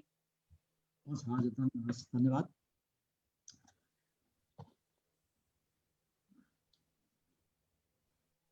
एउटा चाहिँ प्रत्येक घरधुरीमा गएर गर्ने, हामीले वास्तवमा यो तितो सत्य नै हो। यो हामीले सुन्दै पनि आएका छौँ, कतिपय ठाउँमा गल्ती पनि गरेका छन्। विगतमा हामीले 100 वर्षको इतिहासमा शिक्षक शिक्षिकाहरूलाई हामीले सञ्चालन गऱ्यौँ। हाम्रो अन्तर्राष्ट्रिय अभ्यासमा पनि भारतमा अमेरिकामा जहाँ भए पनि सकेसम्म कर्मचारीहरूबाट गर्ने चलन पनि छ। शिक्षकलाई पनि भारतमा चाहिँ ऐनमै लेखाएको छ शिक्षकलाई जनगणनामा प्रयोग गर्ने भनेर। हामीले अहिलेसम्म 100 वर्षमा हाम्रा शिक्षकहरूले गरेको भूमिकालाई हामीले सम्मान गर्नुपर्छ। केही शिक्षकहरूले कमी कमजोरी पक्कै गरे होला, त्यो कमी कमजोरीको कारणले हामीले अहिले कतिपय ठाउँमा भोग्नु पनि परेको होला। तर केही जे जस्तो भए पनि अहिलेसम्म गरेको शिक्षक शिक्षिकाहरूले गरेको कामलाई सम्मान गर्दै मैले यो भन्न चाहन्छु कि त्यही कारणले पनि गर्दा अलिकति हामीलाई विगतमा आएका आक्षेपहरू पनि छन् र चौतारीमा केही भरिदिए पनि होलान्, एकै ठाउँमा भेला पनि गरे भनेर पनि सुन्नमा आइन्छ। तथ्याङ्क सङ्कलन गर्दा एकै ठाउँमा भेला गरे घर घरमा नपुग्ने पनि हुन्छन्। त्यो किसलाई हामीले निरुत्साहित गर्नुपर्छ। अब हामी आफैले, मैले अघि नै भने मेरो गणना मेरो सहभागिता हो, हामी सबैले सहभागिता हुनुपर्छ यसमा। गणकहरू आएन भने गणकहरू आउने वातावरण सिर्जना गरिदिने, उनीहरूलाई बोलाउने र उनीहरूले गलत काम गर्ने भने सच्याउने र उनीहरूले त्यस्तो चौतारीमा बोलायो भने नजाने, तिमी आउनुपर्छ भन्ने किसिमको एउटा सन्देश दिने। हाम्रो पनि कमजोरी होला, हामी गणकले बोलाइदियो भनेर जाने पनि होइन। त्यसले गर्दा अब नागरिकको दायित्व हामीले पुरा गर्नुपर्छ र हामी सबैको सहभागिता चाहिँ सुनिश्चित गर्नुपर्छ र अब हामीले वडा सहजीकरण समिति गठन गर्नुको कारण पनि त्यही हो। हामीले यस्तो किसिमको चाहिँ नआओस्। अब एउटा वडामा 5 जना सदस्य हुनु भनेको त सदस्य हुनु भनेको त हाम्रो लागि त ठुलो सम्पत्ति हो जनगणनाको लागि त। किनभने हरेक वडामा एउटा प्रतिनिधि हुनुहुन्छ, त्यो प्रतिनिधिको संलग्नता बिना जनगणना सम्पन्न हुँदैन। त्यो कारणले गर्दा अबका गणना सुपरिवेशकले यस्ता चौतारीमा बसेर भन्ने दिनहरू बाहेक अब हाम्रो प्रसारको र हाम्रो अहिले हिसाबले हेर्ने हो भने सामाजिक सञ्जाल प्रयोग र अब सञ्चार माध्यमको हिसाबले गरी त्यो अवस्था रहँदैन होला अब हिजोका दिन जस्ता। त्यसले गर्दा त्यही किसिमले हामीले अबका दिनमा त्यस्तो नहोस्। हामीले त्यो कारणले गर्दा अलिकति हाम्रो स्ट्राटेजीहरू चेन्ज गऱ्यौँ। अलिक हामीले भर्ना प्रक्रियामा हामीले रोजगार युवाहरूलाई लिने भन्यौँ। हामीले त्यस्तै गरेर हामीले हाम्रा प्रश्नावलीका तरिकाहरू, हाम्रा निर्देशनहरू, हामीले तालिम पनि हामीले तालिमको मोडालिटी पनि हामीले 100 वर्षको इतिहासमा फरक किसिमको अभ्यास लाँदैछौँ। त्यो कारणले गर्दा हरेकमा हामीले डेटा प्रोसेसिङमा पनि हामीले 100 वर्षको इतिहास तोडेर फरक गर्दैछौँ। हरेकमा हामीले इतिहास तोडेको छौँ भनेपछि यो सङ्घीय संरचनामा हरेक कुरामा प्रश्नावलीदेखि लिएर गर्ने तरिकादेखि लिएर जनशक्तिको व्यवस्थापनदेखि लिएर हरेक कुरामा हामीले सबै कुराहरू फरक ढङ्गले हेरिरहेका छौँ। अब हामी यो पल्ट पनि सफल हुन सकेनौँ र त्यस्तै किसिमको आयो भने त हाम्रो वास्तवमा हामी स्वीकार्नै पर्छ। हाम्रो जनगणना यसरी नै सञ्चालन हुने र हामी चाहिँ जहिले पनि गर्दै जाने, हाम्रो आरोपहरू यस्तो आइरहने, त्यो असफलतातिर जाने हुन्छ नै जस्तो लाग्छ। यो जनगणनालाई अलिक फरक ढङ्गले सफल बनाउनु पर्छ। हामी त्यो हुन दिन्नौँ र यहाँहरूले पनि त्यही किसिमले सहयोग गर्नुहुनेछ भन्ने लाग्छ। त्यसतर्फ पेन्सिलको प्रयोग त हुँदैन, पहिला पनि हुँदैन, त्यो डटपेनै प्रयोग हुन्थ्यो। हामी नितान्त निलो डटपेन दिन्छौँ लेख्न। एकदमै हामी निलो डटपेन दिन्छौँ, निलो डटपेनले लेखेर ल्याउनु पर्छ होइन। त्यो कारणले गर्दा पेन्सिलको प्रयोग हुँदैन। त्यो सङ्ख्या होला पेन्सिलको प्रयोग। तर मलाई हुनसक्छ यहाँहरूले भनेको कुराहरू कोही गणकहरूले चाहिँ मेरो बिग्रिन्छ भनेर पहिला पेन्सिलले गरेर अनि हामीलाई बुझाउने बेलामा डटपेनले बुझाएको पनि हुनसक्छ। एउटा त्यो यहाँहरूले राखेको शङ्का चाहिँ हुनसक्छ। त्यो दिनु हुँदैन। पेन्सिलले कसैले गर्छ भने हामी रोक्नुपर्छ त्यसलाई। सकेसम्म तिमी डटपेनले नै गर्ने हो। उनीहरूले निलो डटपेनले गर्छ, कालो डटपेनले गर्न पाइँदैन। किन पाइँदैन भन्दाखेरि कालो डटपेनले गर्दाखेरि चाहिँ डेटा इन्ट्री गर्ने बेलामा राम्रोसँग देखिँदैन, अङ्क नदेखिएको कारणले त्यो पेपर पनि कालो हुने, त्यो मसी पनि त्यो अरू लेखेको अक्षर पनि कालो हुने, अनि हामीले भरेको अङ्क पनि कालोले भयो भने चाहिँ इन्ट्री गर्न हामीलाई गाह्रो हुन्छ। त्यो कारणले गर्दा चाहिँ हामी निलो मसीले गर्ने, स्पष्टसँग गर्ने, कसरी लेख्नुपर्छ भनेर हामीले स्पष्ट निर्देशन दिन्छौँ। 0 कसरी लेख्ने, 1 कसरी लेख्ने, हामीले फारम भर्दा अङ्ग्रेजीमा भर्नुपर्छ। त्यसले गर्दा 1 0 1 2 कसरी लेख्ने भन्ने कुरा पनि हामी निर्देशन दिन्छौँ। अलि हामीले त्यो चिज सोच्नाका छौँ। त्यस्तै गरेर एउटा प्रश्न, ताप्लेजुङकोमा घर दाजु बस्नुहुन्छ, पोखरामा परिवार बस्नुहुन्छ र ओखलढुङ्गामा आफू बस्नु भन्नुभएको छ। अब मैले अघि भने अक्सर बसोबासको हिसाबले जो जहाँ बस्नुहुन्छ त्यहीँबाट हो। ताप्लेजुङबाट दाजु बस्नुहुन्छ भने दाजुको ताप्लेजुङमा हुन्छ, पोखरामा परिवार बस्नुहुन्छ, अक्सर परिवार त्यहीँ बस्ने हो भने उहाँहरूको गणना पोखरामा हुन्छ। आफू ओखलढुङ्गामा बस्ने अक्सर बसोबास त्यहीँ बसाएको हो भने चाहिँ ओखलढुङ्गाबाटै हुन्छ। तीनजनाको अर्थात् भनौँ न बुवा आमा ताप्लेजुङ बस्ने, परिवार आफ्नो परिवार त्यहाँ बस्ने, आफू अर्कै ठाउँमा बस्ने हुँदा पनि त्यसको अलग अलग ठाउँबाटै गणना हुन्छ। यो चाहिँ नितान्त योजना बनाउने हिसाबले भएको हुनाले मानिसलाई मध्यनजर, व्यक्तिलाई मध्यनजर गरी नै गर्ने हो जनगणना। त्यसले गर्दा व्यक्तिको हिसाबले योजना प्लानिङहरू गरिन्छ। त्यो सफल योजना बनाउनको लागि पनि आवश्यक पर्ने हो भने जो व्यक्ति जहाँ छ हिसाबले नै गरिन्छ भन्न चाहे। धन्यवाद लामिछाने सरलाई। अर्को हाम्रो श्री गुरुङ ज्यूले लेख्नु भएको छ, यहाँको उत्कृष्ट प्रस्तुतिको लागि धेरै धेरै धन्यवाद दिँदै, my understanding is that until you have surrendered Nepalese citizenship and obtained citizenship in country of residence, he she only maintain Nepalese citizenship because she want to return back to Nepal and is still Nepalese. My question is how he she is included into census भनेर भन्नुभएको छ। र अर्को सङ्खुवा सभाबाटै चक्र गुरुङज्यूले सोध्नु भएको छ, सही तथ्याङ्क सङ्कलन गर्न सङ्कलनकर्ता जति दक्ष हुनुपर्छ त्यति नै सूचनादाता सबल हुनुपर्छ। तर हाम्रो सरकारी पक्ष जनतालाई प्रशिक्षित बनाउन जोड दिएको देखिँदैन, जसले उत्तरदाताले आफ्नो पहिचान नै प्रस्तुत गर्न सक्दैन। विशेष गरी यसको प्रभाव जनजातिमा देखिएको छ। यसका लागि यो पटक गरिने सुधारका प्रयास पर्याप्त होला भनेर सोध्नु भएको छ। र डाक्टर टेक गुरुङले सोध्नु भएको छ, जनगणनाको प्रश्नावलीका कागजातहरू सधैँ सुरक्षित राखिन्छन् कि राखिँदैनन्? यदि शङ्का भएमा व्यक्तिहरूका गोप्यता भङ्ग नहुने गरी जिम्मेवार जातीय सङ्घ संस्थाहरूलाई वा प्राज्ञिक सङ्घ संस्थाद्वारा रिचेक गर्न मिल्छ कि मिल्दैन भनेर सोध्नु भएको छ। मैले यो 3टा प्रश्न राखेँ सर अहिलेलाई।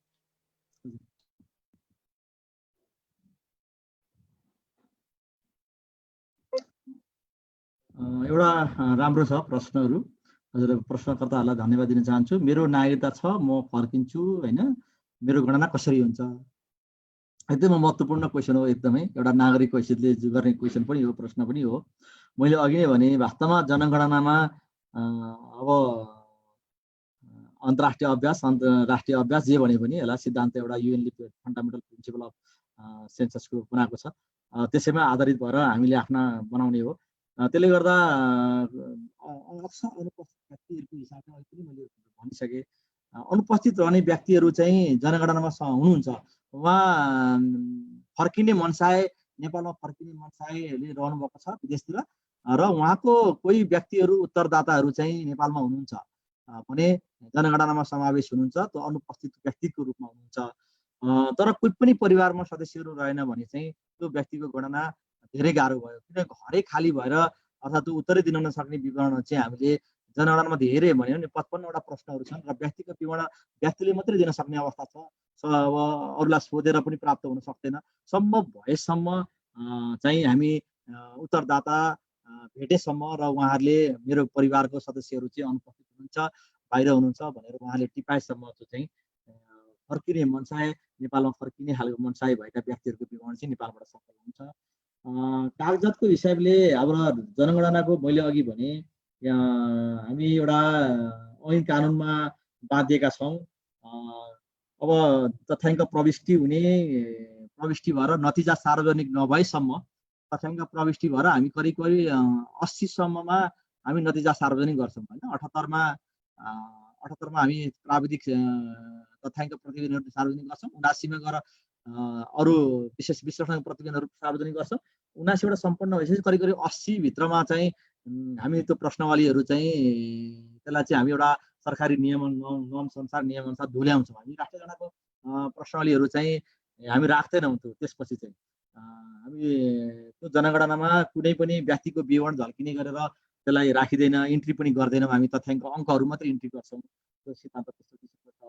र त्यो अवधिमा हामीलाई लागेका विषयहरू छलफल गर्ने एउटा चाहिँ हामीसँग समन्वयको हिसाबले र विज्ञहरूको समूह पनि रहन्छ, त्यो विषयमा छलफल गर्ने, जात जातिको तथ्याङ्क, भाषा धर्मको तथ्याङ्क कस्तो आयो त्यसलाई हामीले पुष्टि गर्नुपर्ने आधार छ कि छैन, त्यसलाई अझ अध्ययन गरेर हामीले परिमार्जन गरेर रिजल्ट निकाल्नुपर्ने हो कि, यो किसिममा हामी धेरै छलफल गरेर हामी सबैजनासँग सहकार्य गरेर काम गर्ने भएको कारणले सम्भव भएसम्म त्यो कुराको चाहिँ सम्बोधन हुन्छ होला जस्तो लाग्छ।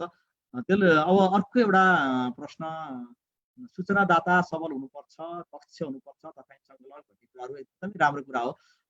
सरकारी पक्ष जनतालाई प्रशिक्षित बनाउन जोड दिएको देखिँदैन, जसले उत्तरदाताले आफ्नो पहिचान नै प्रस्तुत गर्न सक्दैन होइन। यो पटक हामीले फरक, मैले अघि तालिमको कुरा गरेँ, यहाँले मैले धेरै समय लिन्छ भनेर मैले स्लाइड घटाएको थिएँ। तालिमको कुरा गर्दा हामीले प्रशिक्षकहरूलाई यसपटकको जनगणनामा प्रशिक्षकको व्यवस्था अलग्गै गरेका छौँ। हामीले विगतको जनगणनामा गणकलाई पढाउने मान्छे, मूल गणकलाई पढाउने मान्छे भनेको सुपरवाइजरले पढाउँथ्यो, शिक्षकले पढाउने। त्यतिखेरको जनगणनामा विगतको अलिकति हामी शिक्षकले पढाउँदाखेरि कहिले जुनियरले पढाउला, कहिले सिनियरको कुरा आउला, त्यसले पढाएको म पढ्दिनँ भन्ने होला, मैले जानिसकेको छु भन्ने होला, विभिन्न कुरा पनि हुन्थ्यो होला त्यहाँ। त्यसले गर्दा हामीले प्रशिक्षकै फरक ढङ्गले उत्पादन गर्ने भनेका छौँ। अहिले गणक र सुपरवाइजरलाई पढाउने मान्छे भनेको केन्द्र तहमा उत्पादन भएका जनगणना अधिकारीहरू, स्थानीय जनगणना अधिकारीहरू, प्रदेश तहमा उत्पादन हुने प्रशिक्षकहरू अलग्गै हुन्छन्, र त्यो प्रशिक्षकले मात्रै गणक र सुपरवाइजरलाई पढाउने। यसपालि भनेपछि एमटटले सिधै पढाउँछ यसपटक। विभिन्न लेयर हुँदै गएर अन्तिममा सुपरवाइजरले पढाउँथ्यो भने अहिले चाहिँ मास्टर ट्रेनरले गणक र सुपरवाइजरलाई पढाउँछ। एकदमै जिम्मेवार व्यक्तिले पढाउँछ, र यसपटकको तालिममा तल्लो स्थानीय तहले तालिम राम्रोसँग भयो कि भएन भनेर हेर्न पनि सक्ने भयो यसपटक। हामीसँग त्यो अवस्था छ, र तालिम पूर्ण रूपमा सफल हुन्छ यसपटक। र हामीले तालिमको हिसाबले तालिम भिडियोहरू, ट्युटोरियल भिडियोहरू सार्वजनिक गर्दैछौँ। हामीले पढाउने कुराहरू, हाम्रा कसरी पढाउने भन्ने कुराहरू र त्यसका विवरणहरू, कसरी तथ्याङ्क सङ्कलन गर्ने भन्ने किसिम तालिम ट्युटोरियल भिडियोहरू सार्वजनिक गर्दैछौँ। त्यो ट्युटोरियल भिडियोबाट चाहिँ के हुन्छ भने गणकले आफूलाई लाभान्वित गर्ने मौका पाउनेछ, र त्यो नागरिकले पनि हेर्न पाउने भयो त्यो अब तालिम भिडियोहरू, तालिम सामग्रीहरू। त्यो कारणले गर्दा सबै कुराहरू हामीले सार्वजनिक गरिसकेपछि सबै चाहिँ प्रशिक्षित हुन्छन्, र विगतको भन्दा फरकै हुन्छ। विगतमा पनि हामीले गरेकै हो, हुन त तर त्यसका कमी कमजोर यहाँले पक्कै पनि भयो होला, किनभने ठुलो मास स्केलमा सबैतिर तपाईँ हेर्न पुग्दैन सक्दैन पनि, तर हाम्रा प्रतिनिधिले गर्ने हुन्।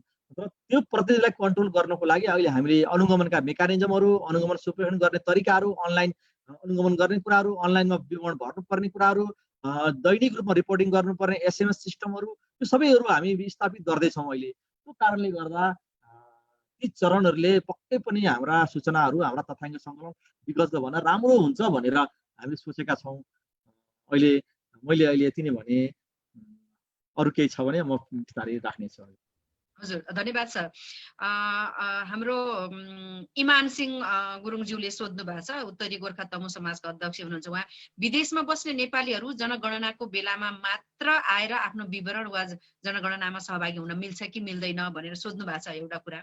र अर्को चाहिँ दिल्ली गुरुङले फेरि रुम्जाटारबाट अघिको प्रश्नमा, जहाँ चाहिँ मैले आफैले भोगेको कुरा, लिम्बू गाउँमा बुढाबुढीहरू बस्ने, गुरुङ गाउँमा त्यस्तै बुढाबुढीहरू मात्रै बस्ने, तर नेपाली भाषा नबुझ्ने, अनि गणकको पनि त्यो गुरुङ लिम्बू राई भाषा नबुझ्ने अवस्थामा गणकले आफ्नो खुसीले लेखिदिने गरेको देखेको छु, यसको उत्तर खोजेको भनेर भन्नुभएको छ। दिल्लीजीले अलि अगाडि सुन्नु भएन, यसपालि हामी स्थानीय तहमा त्यही समुदायको चाहिँ तथ्याङ्क विभागले चाहिँ अहिले यसरी गणक र सुपरिवेक्षक मागेर चाहिँ प्रशिक्षण दिएर पठाउने भनेर उहाँले भन्नुभएको छ। यसमा अझै सरको चाहिँ अझै यसलाई स्पष्ट पारिदिनु हुन म अनुरोध गर्छु सर।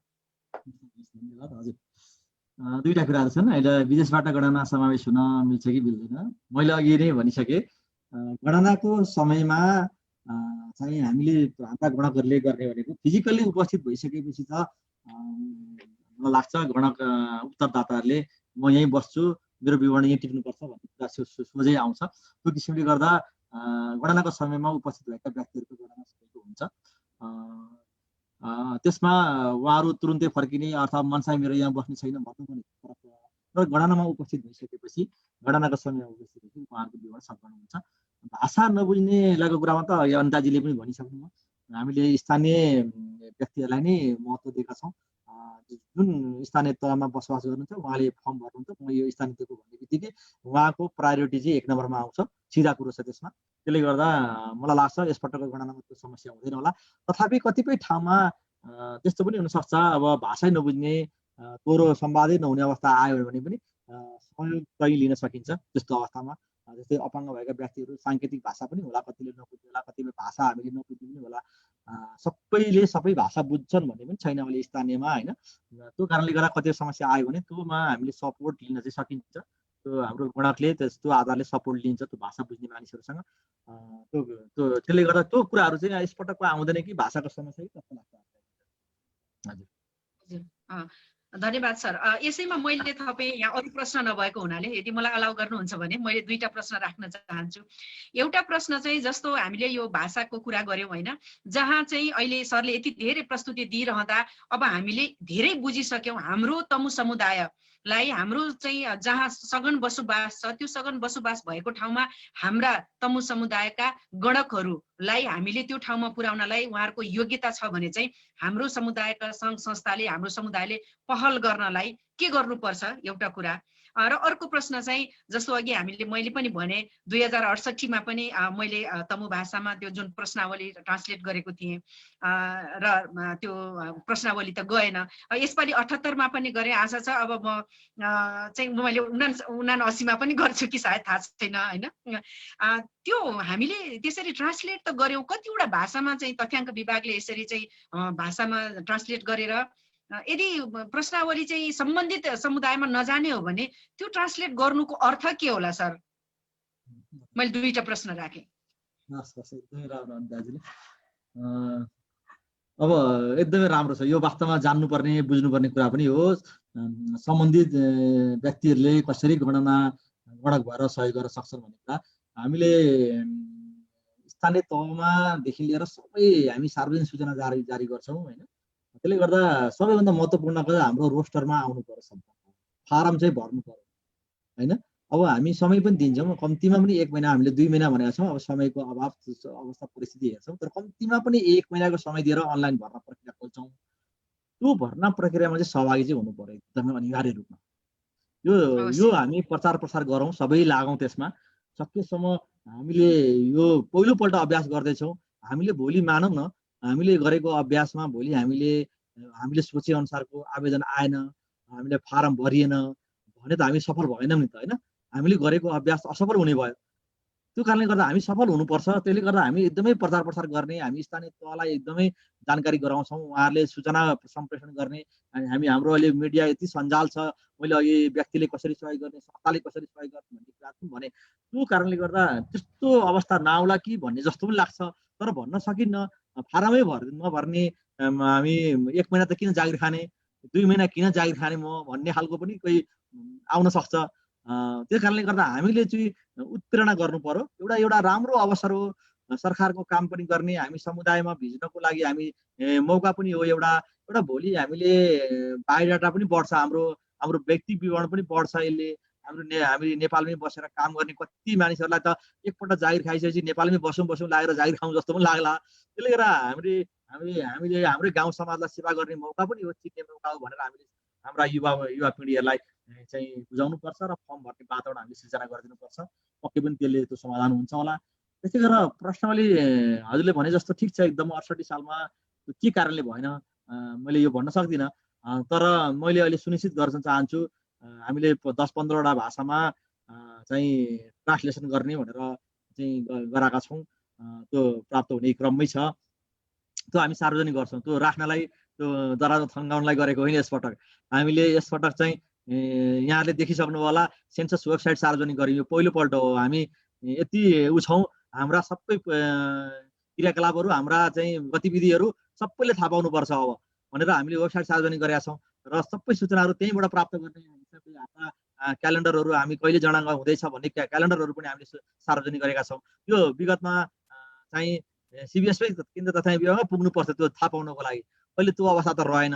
त्यसले गर्दा हाम्रा म्यानुअलहरू, हाम्रा निर्देशिकाहरू, हाम्रा क्वेसनरहरू जनगणना भएपछि मात्रै प्राप्त हुन्थ्यो आम नागरिकको लागि। अहिले हामी त पाइलट जनगणनादेखि नै हामीले सार्वजनिक गरेका छौँ। हामीले छलफलमा ल्याएका छौँ। हामीले एकदमै हरेक छलफलमा हाम्रो प्रश्नावलीहरू हामीले देखाएर बाँडेर हामीले छलफल गरेका छौँ। त्यसले गर्दा त्यो अवस्था छैन हिजोको अवस्था। हामी त्यो किसिममा हामी एकदमै स्पष्ट छौँ। म यहाँलाई स्पष्ट हुन र विश्वास गर्न पनि हजुर। धन्यवाद सर। र अर्को कुरा फेरि पनि यो किनभने हामीले धेरै वर्षदेखि यो भोग्दै आएको भएर होला यो समुदायले हाम्रो तथ्याङ्क चाहिँ सही आएन अथवा यो के भयो भन्ने कुरामा हाम्रो सहभागिता पनि सायद गणकमा चाहिँ थिएन कि, होइन? फेरि डाक्टर टेकले देख्नु भएको छ, डाक्टर टेकले प्राइभेटली पठाउनु भएको रहेछ मलाई मेसेज, नतिजा सार्वजनिक गरेपछि नै समस्या आउने भएकोले रिचेकको महत्त्व छ, त्यसैले नतिजा सार्वजनिक गरेपछि पनि धुल्याउने काम हुँदैन जस्तो छ, तसर्थ यसबारे कस्तो पहल गर्न सकिन्छ होला भनेर उहाँले सोध्नु भएको छ। सर, यो अन्तिम प्रश्न, हामी कार्यक्रमको अन्ततिर आइपुगेका छौँ। हुन्छ, यो विषयहरू हामी छलफल गर्न सक्छौँ। यसमा त्यस्तो ओरी हुनु पर्दैन, होइन? हामीले पुरै हाम्रा गतिविधि सम्पन्न नगरेसम्म, हामी विश्वस्त नभएसम्म हामी त्यसलाई धुल्याउँदैनौँ। हामीले अहिले यो प्रजनन सम्बन्धी र मृत्यु सम्बन्धीका विषयहरूमा पनि थप अध्ययन गर्ने भनेका छौँ। यसपल्ट राष्ट्रिय जनगणनामा हामीले सामुदायिक प्रणालीबाट पनि जाति भाषाको कुराहरूमा थप अध्ययन गर्दैछौँ। त्यसले गर्दा हामीलाई समय लाग्न सक्छ रिजल्टहरू निकाल्न, छलफल गरेर यसलाई उत्कृष्ट बनाउने भनेको कारणले केही समय लाग्ला। त्यो समय लागुन्जेल त्यसलाई हामी हाम्रा प्रक्रियाहरू पुरै नहुन्जेल केही वर्षहरू राख्छौँ त्यसलाई। तर यहाँहरूले बुझ्नु भएको छ कि हामीलाई त्यो क्वेसनर राख्न एउटा पुरा ठुलो घरै चाहिन्छ। त्यो ठुलो घर महिनौसम्म भाडामा लिएर राख्नु पर्न, सरकारले पनि बजेट दिँदैन, होइन? त्यो हाम्रो समस्याहरू रहन्छ। तर सम्पन्न नभएसम्म, हाम्रा सबै नतिजाहरू सार्वजनिक नभएसम्म त्यो धुल्याइँदैन। यति चाहिँ म भन्न चाहन्छु अहिले। हजुर, धेरै धेरै धन्यवाद हाम्रो डोन्जीराज लामिछाने सरलाई। यति राम्रोसँग धेरै कुराहरूको आशा छ। आज चाहिँ तमु समुदायले धेरै हदसम्म जनगणनाको बारेमा, यसको महत्त्व, विशेषता को बारेमा बुझ्नुभयो र हाम्रो पनि सहभागिता त्यत्तिकै जरुरी छ र महत्त्वपूर्ण छ भन्ने कुरा पनि हामीले आज यो संवादबाट थाहा पायौँ। सरलाई फेरि पनि हामी मुरी धन्यवाद दिन चाहन्छौँ।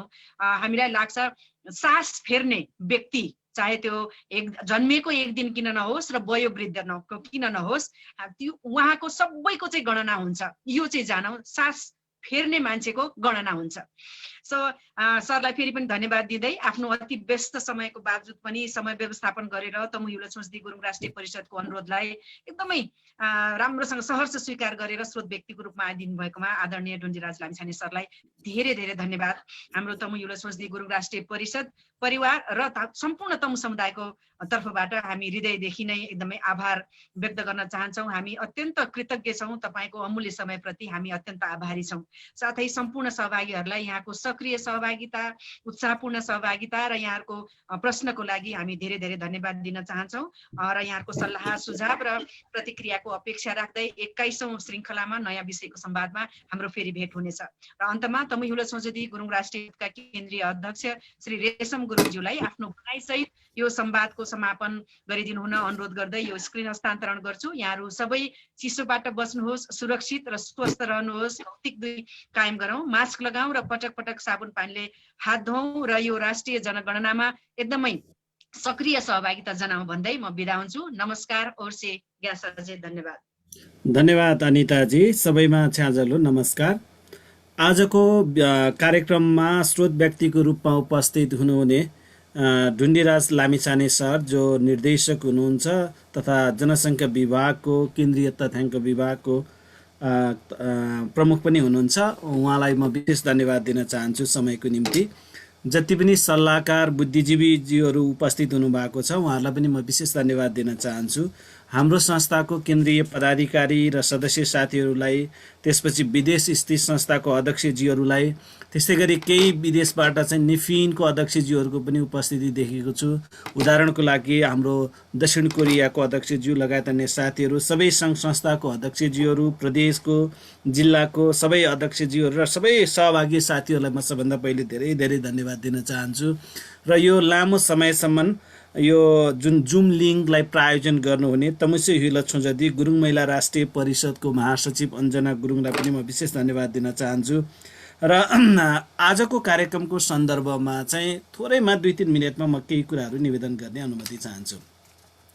सबभन्दा ठुलो कुरा चाहिँ जनताको चेतनाले नै राज्यले गर्ने काममा चाहिँ कति सही कुरा ल्याउन सकिन्छ भन्ने कुराको निर्धारण गर्छ कि जस्तो मलाई अनुभूति भएको छ। त्यसैले अहिले डुन्डीराज सरले चाहिँ प्रस्तुत गर्नु भए पछाडि चाहिँ हामीले भन्दै आएको कुरामा कहाँनिर खोट लाउने हो भनेर 10तिर पल्टाउँदाखेरि पनि सैद्धान्तिक हिसाबले चाहिँ खोट लाउने ठाउँ हामीले देख्दैनौँ। तर त्यो चाहिँ खोट चाहिँ कहाँनिर लगाउने ठाउँहरू भेटिन सक्छ भने जुन बेला हामीले चाहिँ गणकहरू या व्यवहारमा चाहिँ जुन बेला चाहिँ कामहरू प्रारम्भ हुन्छन् त्यो बेलामा खोट लाउने ठाउँहरू देखिन सक्छन्। त्यो खोट लाउने ठाउँमा चाहिँ जनता यदि सचेत छन् भने चाहिँ त्यो खोट लाउने ठाउँहरू घटेर जान्छ जस्तो मलाई लाग्छ।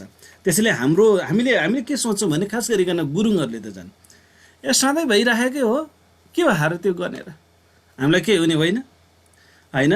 यसरी चाहिँ हल्का रूपमा लिने, राष्ट्रिय जनगणनाको महत्त्वलाई नबुझ्ने, अनि गर्दाखेरि के गर्ने भन्नु होला भने हामी चाहिँ कस्तो मान्छे हुन्छौँ भन्नु होला भने नहुनेमा चम्किने, हुनेमा गम्किने है, त्यस्तो रहेछ। त्यसैले हामी सबैले के बुझौँ भने जेठको 25 गतेदेखि असारको 5 गतेसम्म चाहिँ सकेसम्म गणक नयाँसम्म तपाईँ हामी जस्तो मान्छे घरैमा बसौँ र हरेक परिवारको सदस्यलाई, मुख्य मान्छे त्यहाँ घरमा बस्ने, आफू नहुँदाखेरि बस्ने मान्छेलाई चाहिँ यो कुरा चाहिँ हाम्रो धेरै महत्त्व छ, यसमा यसो भन्नु है भन्ने कुरा चाहिँ हामीले पनि भनिराख्नु पर्छ जस्तो लाग्छ। त्यसमा मेरो विचारमा सबभन्दा धेरै महत्त्व चाहिँ तपाईको महिलाहरू, घरवरी त हाम्रो गुरुङको समाजमा त महिलाहरू हुन्छन्, उहाँहरूलाई चाहिँ धेरै प्रशिक्षित गर्नुपर्छ कि जस्तो मलाई लाग्छ। त्यो कुरालाई पनि म यहाँहरूसँग निवेदन गर्न चाहन्छु। यो चाहिँ मुख्य प्रश्नावलीहरूमा सबै प्रश्नहरू उत्तिकै महत्त्वपूर्ण छन्, तर पनि हाम्रो निम्ति 3-4-5वटा प्रश्नहरू चाहिँ अझै धेरै महत्त्वपूर्ण छ लाग्छ। नम्बर 1, जात जाति के हो? हामीले देखे यसमा चाहिँ के अरे चाहिँ लामिछाने सरले भनिसक्नु भएको छ, थर र जात या त्यसैले हामीले के भन्नु पर्यो भन्नु होला भने घले भए पनि, पच्यु भए पनि, या लामिछाने भए पनि, या लामा भए पनि, जे थरको गुरुङ भए पनि थर लेखिसकेपछि गुरुङ भन्ने कुरा चाहिँ छुट्याउनु भएन। दोस्रो, पुर्खाको भाषा या मातृभाषा के हो भन्ने कुरामा त दुईटैमा चाहिँ हाम्रो एकदमै ठुलो चाहिँ सरोकार छ, दुईटैमा हामीले गुरुङ भन्ने लेख्नु पर्यो। दोस्रो भाषामा चाहिँ हामीले चाहिँ छिमेकी हुन्छ नि, खस नेपाली भाषा होला, या चाहिँ हाम्रो गुरुङहरूको बसाइ चाहिँ मगरको या मगरको चाहिँ छिमेकीहरू हाम्रो धेरै छन् भने मगरको भाषा होला, त्यो हिसाबले चाहिँ आफू प्रष्टसँग आउनु पर्यो। युल छोजदीको तर्फबाट चाहिँ यस सम्बन्धी एउटा चाहिँ छुट्टै सर्कुलर एउटा अपिल चाहिँ आउने कुरा पनि म निवेदन गर्छु। अर्को कुरा चाहिँ यो धर्मको सवालमा हाम्रो के छ भन्नु होला भने बौद्ध मार्गी र बोन मार्गीको रूपमा चाहिँ हामी चाहिँ छौँ प्राय गरिकन। अझै पनि तपाईँले हेर्नुभयो भने 68 को जनगणना हेर्नुभयो भने गुरुङहरूको मात्रै हेऱ्यो भने 65% हामी बौद्ध मार्गी देखिन्छ, 35% अझै पनि हिन्दू देखिन्छ, 2% को सेरोफेरोमा बोनवादीहरू छन्, 2% कै सेरोफेरोमा क्रिस्चियनहरूको सङ्ख्या चाहिँ गुरुङमा देखिन्छ। त्यसैले हामीले चाहिँ गर्ने भनेको हामी चाहिँ कस्तो गर्छौँ भन्नु होला भने आफू चाहिँ झगडा गर्न सक्ने भएर हो कि क्या हो, हामी बोनवादी र बौद्धवादी चाहिँ झगडा गर्ने होइन।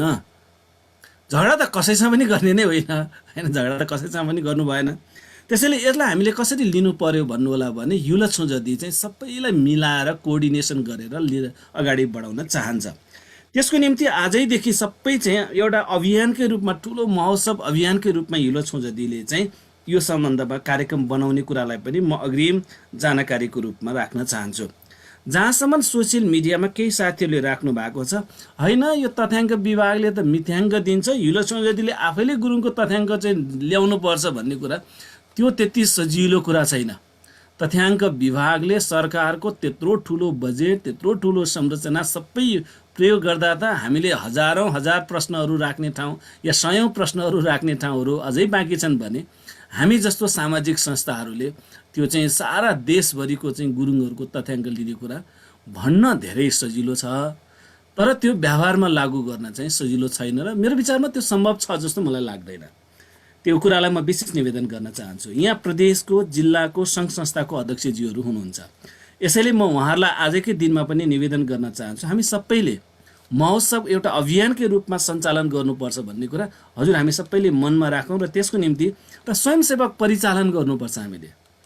हामीले भन्ने कि ल पेन्सिलले लेखिदिन्छ बौद्ध धर्म हो या बोन धर्म हो भनेर भन्यो भने पनि हिन्दू लेखिदिन्छ भन्यो, तर कहाँनिर लेखिया छ भन्ने कुराको तथ्य नभइकन सधैँ हामीले आरोप मात्रै लगाएर पनि त भएन नि त। त्यसको निम्ति चाहिँ कम्तीमा हाम्रो स्वयंसेवकको परिचालन एकदम राम्रोसँग गर्न सकियो भने चाहिँ मेरो विचारमा त्यसलाई धेरै हदसम्म चाहिँ करेक्सन गर्न सकिन्छ। र अबको दिनमा अब यो दुईटा चाहिँ हामीले राष्ट्रिय जनगणनाको विषयमा चाहिँ दुईटा हामीले सेसन सक्यौँ।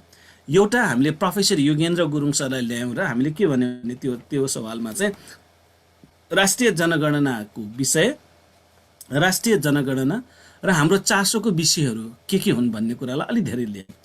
अब चाहिँ हाम्रो योजना के छ भन्नु होला भने भोलिको दिनमा हामीले केही बुद्धिजीवीहरूसँग चाहिँ सरसल्लाह गर्दैछौँ। त्यसपछि बोनवादी र बौद्ध मार्गी गुरुङको संस्थाहरू छन्, उहाँहरूसँग सरसल्लाह गरेर दोस्रो मिटिङ गर्नेछौँ। त्यस पछाडिको सेसन चाहिँ हामी राष्ट्रिय जनगणनामा चाहिँ पहिलेमा हाम्रो के कमजोरीहरू थियो, अहिले चाहिँ सरकारले तथ्याङ्क विभागले के योजना अगाडि सारेको छ भन्ने कुरा थाहा पायौँ लामिछाने सरबाट। त्यसपछि अब हामीले के रणनीति अपनाउने, बस्न चाहिँ हामी तपाईँको चाहिँ सबै काठमाडौँमा बस्ने या पोखरामा बस्ने, विदेशमा बस्ने या घरमा मूल ठाउँमा बस्दै नबस्ने, घरमा चाहिँ अब चाहिँ बुढाबुढी या चाहिँ अब महिलाहरू या केटाकेटीहरूको सङ्ख्या चाहिँ रहने, अनि चाहिँ उत्तर चाहिँ हामीले सही नदिने तर तथ्याङ्क चाहिँ सही चाहिँ खोजी हिँड्यो भने त्यो पनि पाउन गाह्रो होला। त्यसैले त्योतर्फ पनि हामीले ध्यान दियौँ। कयौँ कुराहरू चाहिँ वास्तवमा हामीले केन्द्रीय तथ्याङ्क विभागलाई चाहिँ हामीले पनि केही निवेदन गर्नुपर्ने चाहिँ उहाँहरूलाई चाहिँ यो सवालमा चाहिँ अलिक धेरै सिन्सियरली हेर्नुपर्छ कि भन्ने कुरामा निवेदन गर्नुपर्ने विषयहरू छन्। जस्तै उदाहरणको लागि राईहरूको चाहिँ करिब 12-13वटा समुदायहरूलाई भाषिक हिसाबले चाहिँ छुट्याइदिएको छ, जसको कारणले गर्दाखेरि अल्पसङ्ख्यकको सूचीमा चाहिँ राईभित्रको पनि एकदमै सभ्रान्त समुदाय जस्तो वान्तवा जस्तो समुदायहरू चाहिँ अल्पसङ्ख्यकको रूपमा रहेर चाहिँ झन् राज्यले जे कुरा चाहिँ पोलिसी ल्याउनु पर्ने त्यो पोलिसी नै उल्टो भइदिएको छ। हाम्रोमा चाहिँ कयौँका साथीहरूले चाहिँ घले भनेर, घले त अहिले तपाईँको चाहिँ गुरुङमा, मगरमा, तामाङमा, दलितमा भनौँ न, ढुन्डिराज सर लामिछाने हुनुहुन्छ, हाम्रोमा पनि लामिछानेहरू छन्, मगरमा पनि छन्, दलितमा पनि छन्, त्यो सबै एउटै जात भन्ने कुरा त व्यावहारिक होइन। त्यस्तै चाहिँ तथ्यलाई पनि अलिकति चाहिँ हेरिदिनु भयो भने त्यसले अलिकति सजिलो हुन्छ। त्यसको निम्ति हामी केन्द्रीय तथ्याङ्क विभागलाई सत्य कुरा चाहिँ यो है, सबै चाहिँ घलेहरू चाहिँ गुरुङ छ भन्ने होइन, सबै चाहिँ तपाईँको फेरि गुरुङ होइन भन्ने पनि होइन, किनभने हाम्रो गुरुङ समुदायभित्र घलेको ठुलो सङ्ख्या छ। त्यसैले घलेहरू त फेरि हाम्रो राजा, त्यसैले उहाँहरूलाई हामीले कसरी सँगसँगै लिएर जाने भन्ने कुरा चाहिँ अहिले जसरी चाहिँ राजा गएको छ त्यसरी नै गएको राजाको जस्तो महत्त्व नभएको होइन। घलेहरू हाम्रो समुदायमा एकदमै धेरै चाहिँ सम्मानित हुनुहुन्छ, किनभने क्ले भनेको केब्रीहरूले क्लेशोधी गर्ने भए हुनाले न क्ले भएको। त्यसैले यो कुरालाई पनि चाहिँ हामीले राम्रोसँग समुदायलाई पनि बुझाउनु पर्नेछ र चाहिँ केन्द्रीय तथ्याङ्क विभागलाई पनि बुझाउनु पर्नेछ। केही समय अगाडि त कस्तो सम्म भयो भने तपाईँको दलित आयोगको सदस्य सचिव हुनुहुन्थ्यो सीताराम घले परियारजी। त्यसैले हाम्रो नेपाल जस्तो देशमा खास गरिकन मानवशास्त्रीहरूको अध्ययनको पनि अझै गहिरो अध्ययन हुनुपर्ने आवश्यकता अझै देखिन्छ। त्यसैले यसपटक एउटा राम्रो पक्ष चाहिँ के लागेको छ भन्नु होला भने थर र जात या जाति चाहिँ एउटै कोलममा लेख्ने कुराले चाहिँ यो कुरा अलिक कम घट्छ कि जस्तो लाग्छ। तर व्यवहारमा कसरी प्रयोग हुन्छ फेरि पोलिसीको हिसाबले प्रिन्सिपलको हिसाबले ठिकै छ, व्यवहारमा कसरी जान्छ भन्ने कुरा फेरि हजुर हामीले नै त्यसलाई चाहिँ साथ सहयोग दिनुपर्छ भन्ने कुरा म विशेष निवेदन गर्न चाहन्छु। फेरि पनि कयौँ कुराहरू चाहिँ हामी यो रणनीतिको सेसनमा हामी चाहिँ कुरा गर्नेछौँ। हाम्रो अलिक फोकसको कुराहरूलाई अर्को सेसनमा ल्याउने कुरालाई म यहाँ सबैलाई निवेदन गर्दै लामिछाने सरलाई म धेरै संस्थाको तर्फबाट धन्यवाद दिन चाहन्छु। उहाँले एकदम सरल भाषामा डिटेलमा सबै कुराहरू राखिदिनु भएको छ। हामी यो चाहिँ जुम रुमभित्र अहिले कोही चाहिँ तपाईँको वनवादी छौँ, कोही चाहिँ तपाईँको बौद्धवार्गीहरू छौँ, सबै गुरुङले चाहिँ एक ठाउँमा रहेर मनमा राखेर के कुरा गर्नु पर्यो भने हामी गुरुङ हौँ। धर्म भनेको धर्मको सम्बन्ध चाहिँ कहिलेकाहीँ होइन कि धेरैसँग धेरै बेला चाहिँ राजनीतिसँग पनि हुन्छ, त्यसको सम्बन्ध अधिकारको कुराहरूसँग पनि हुन्छ। त्यो सबैलाई अलिकति मनन गरौँ भन्ने कुरा फेरि पनि निवेदन गर्दै म यहाँहरू सबैलाई धन्यवाद दिँदै आजको यो 20औं श्रृङ्खला चाहिँ यहीँ समापन भएको घोषणा गर्दै अर्को 21औं श्रृङ्खलामा चाहिँ भेट्ने को निम्ति यहाँहरू सबैलाई अनुरोध गर्दै बिदा हुन चाहन्छु। धन्यवाद। छ्याजल हजुर।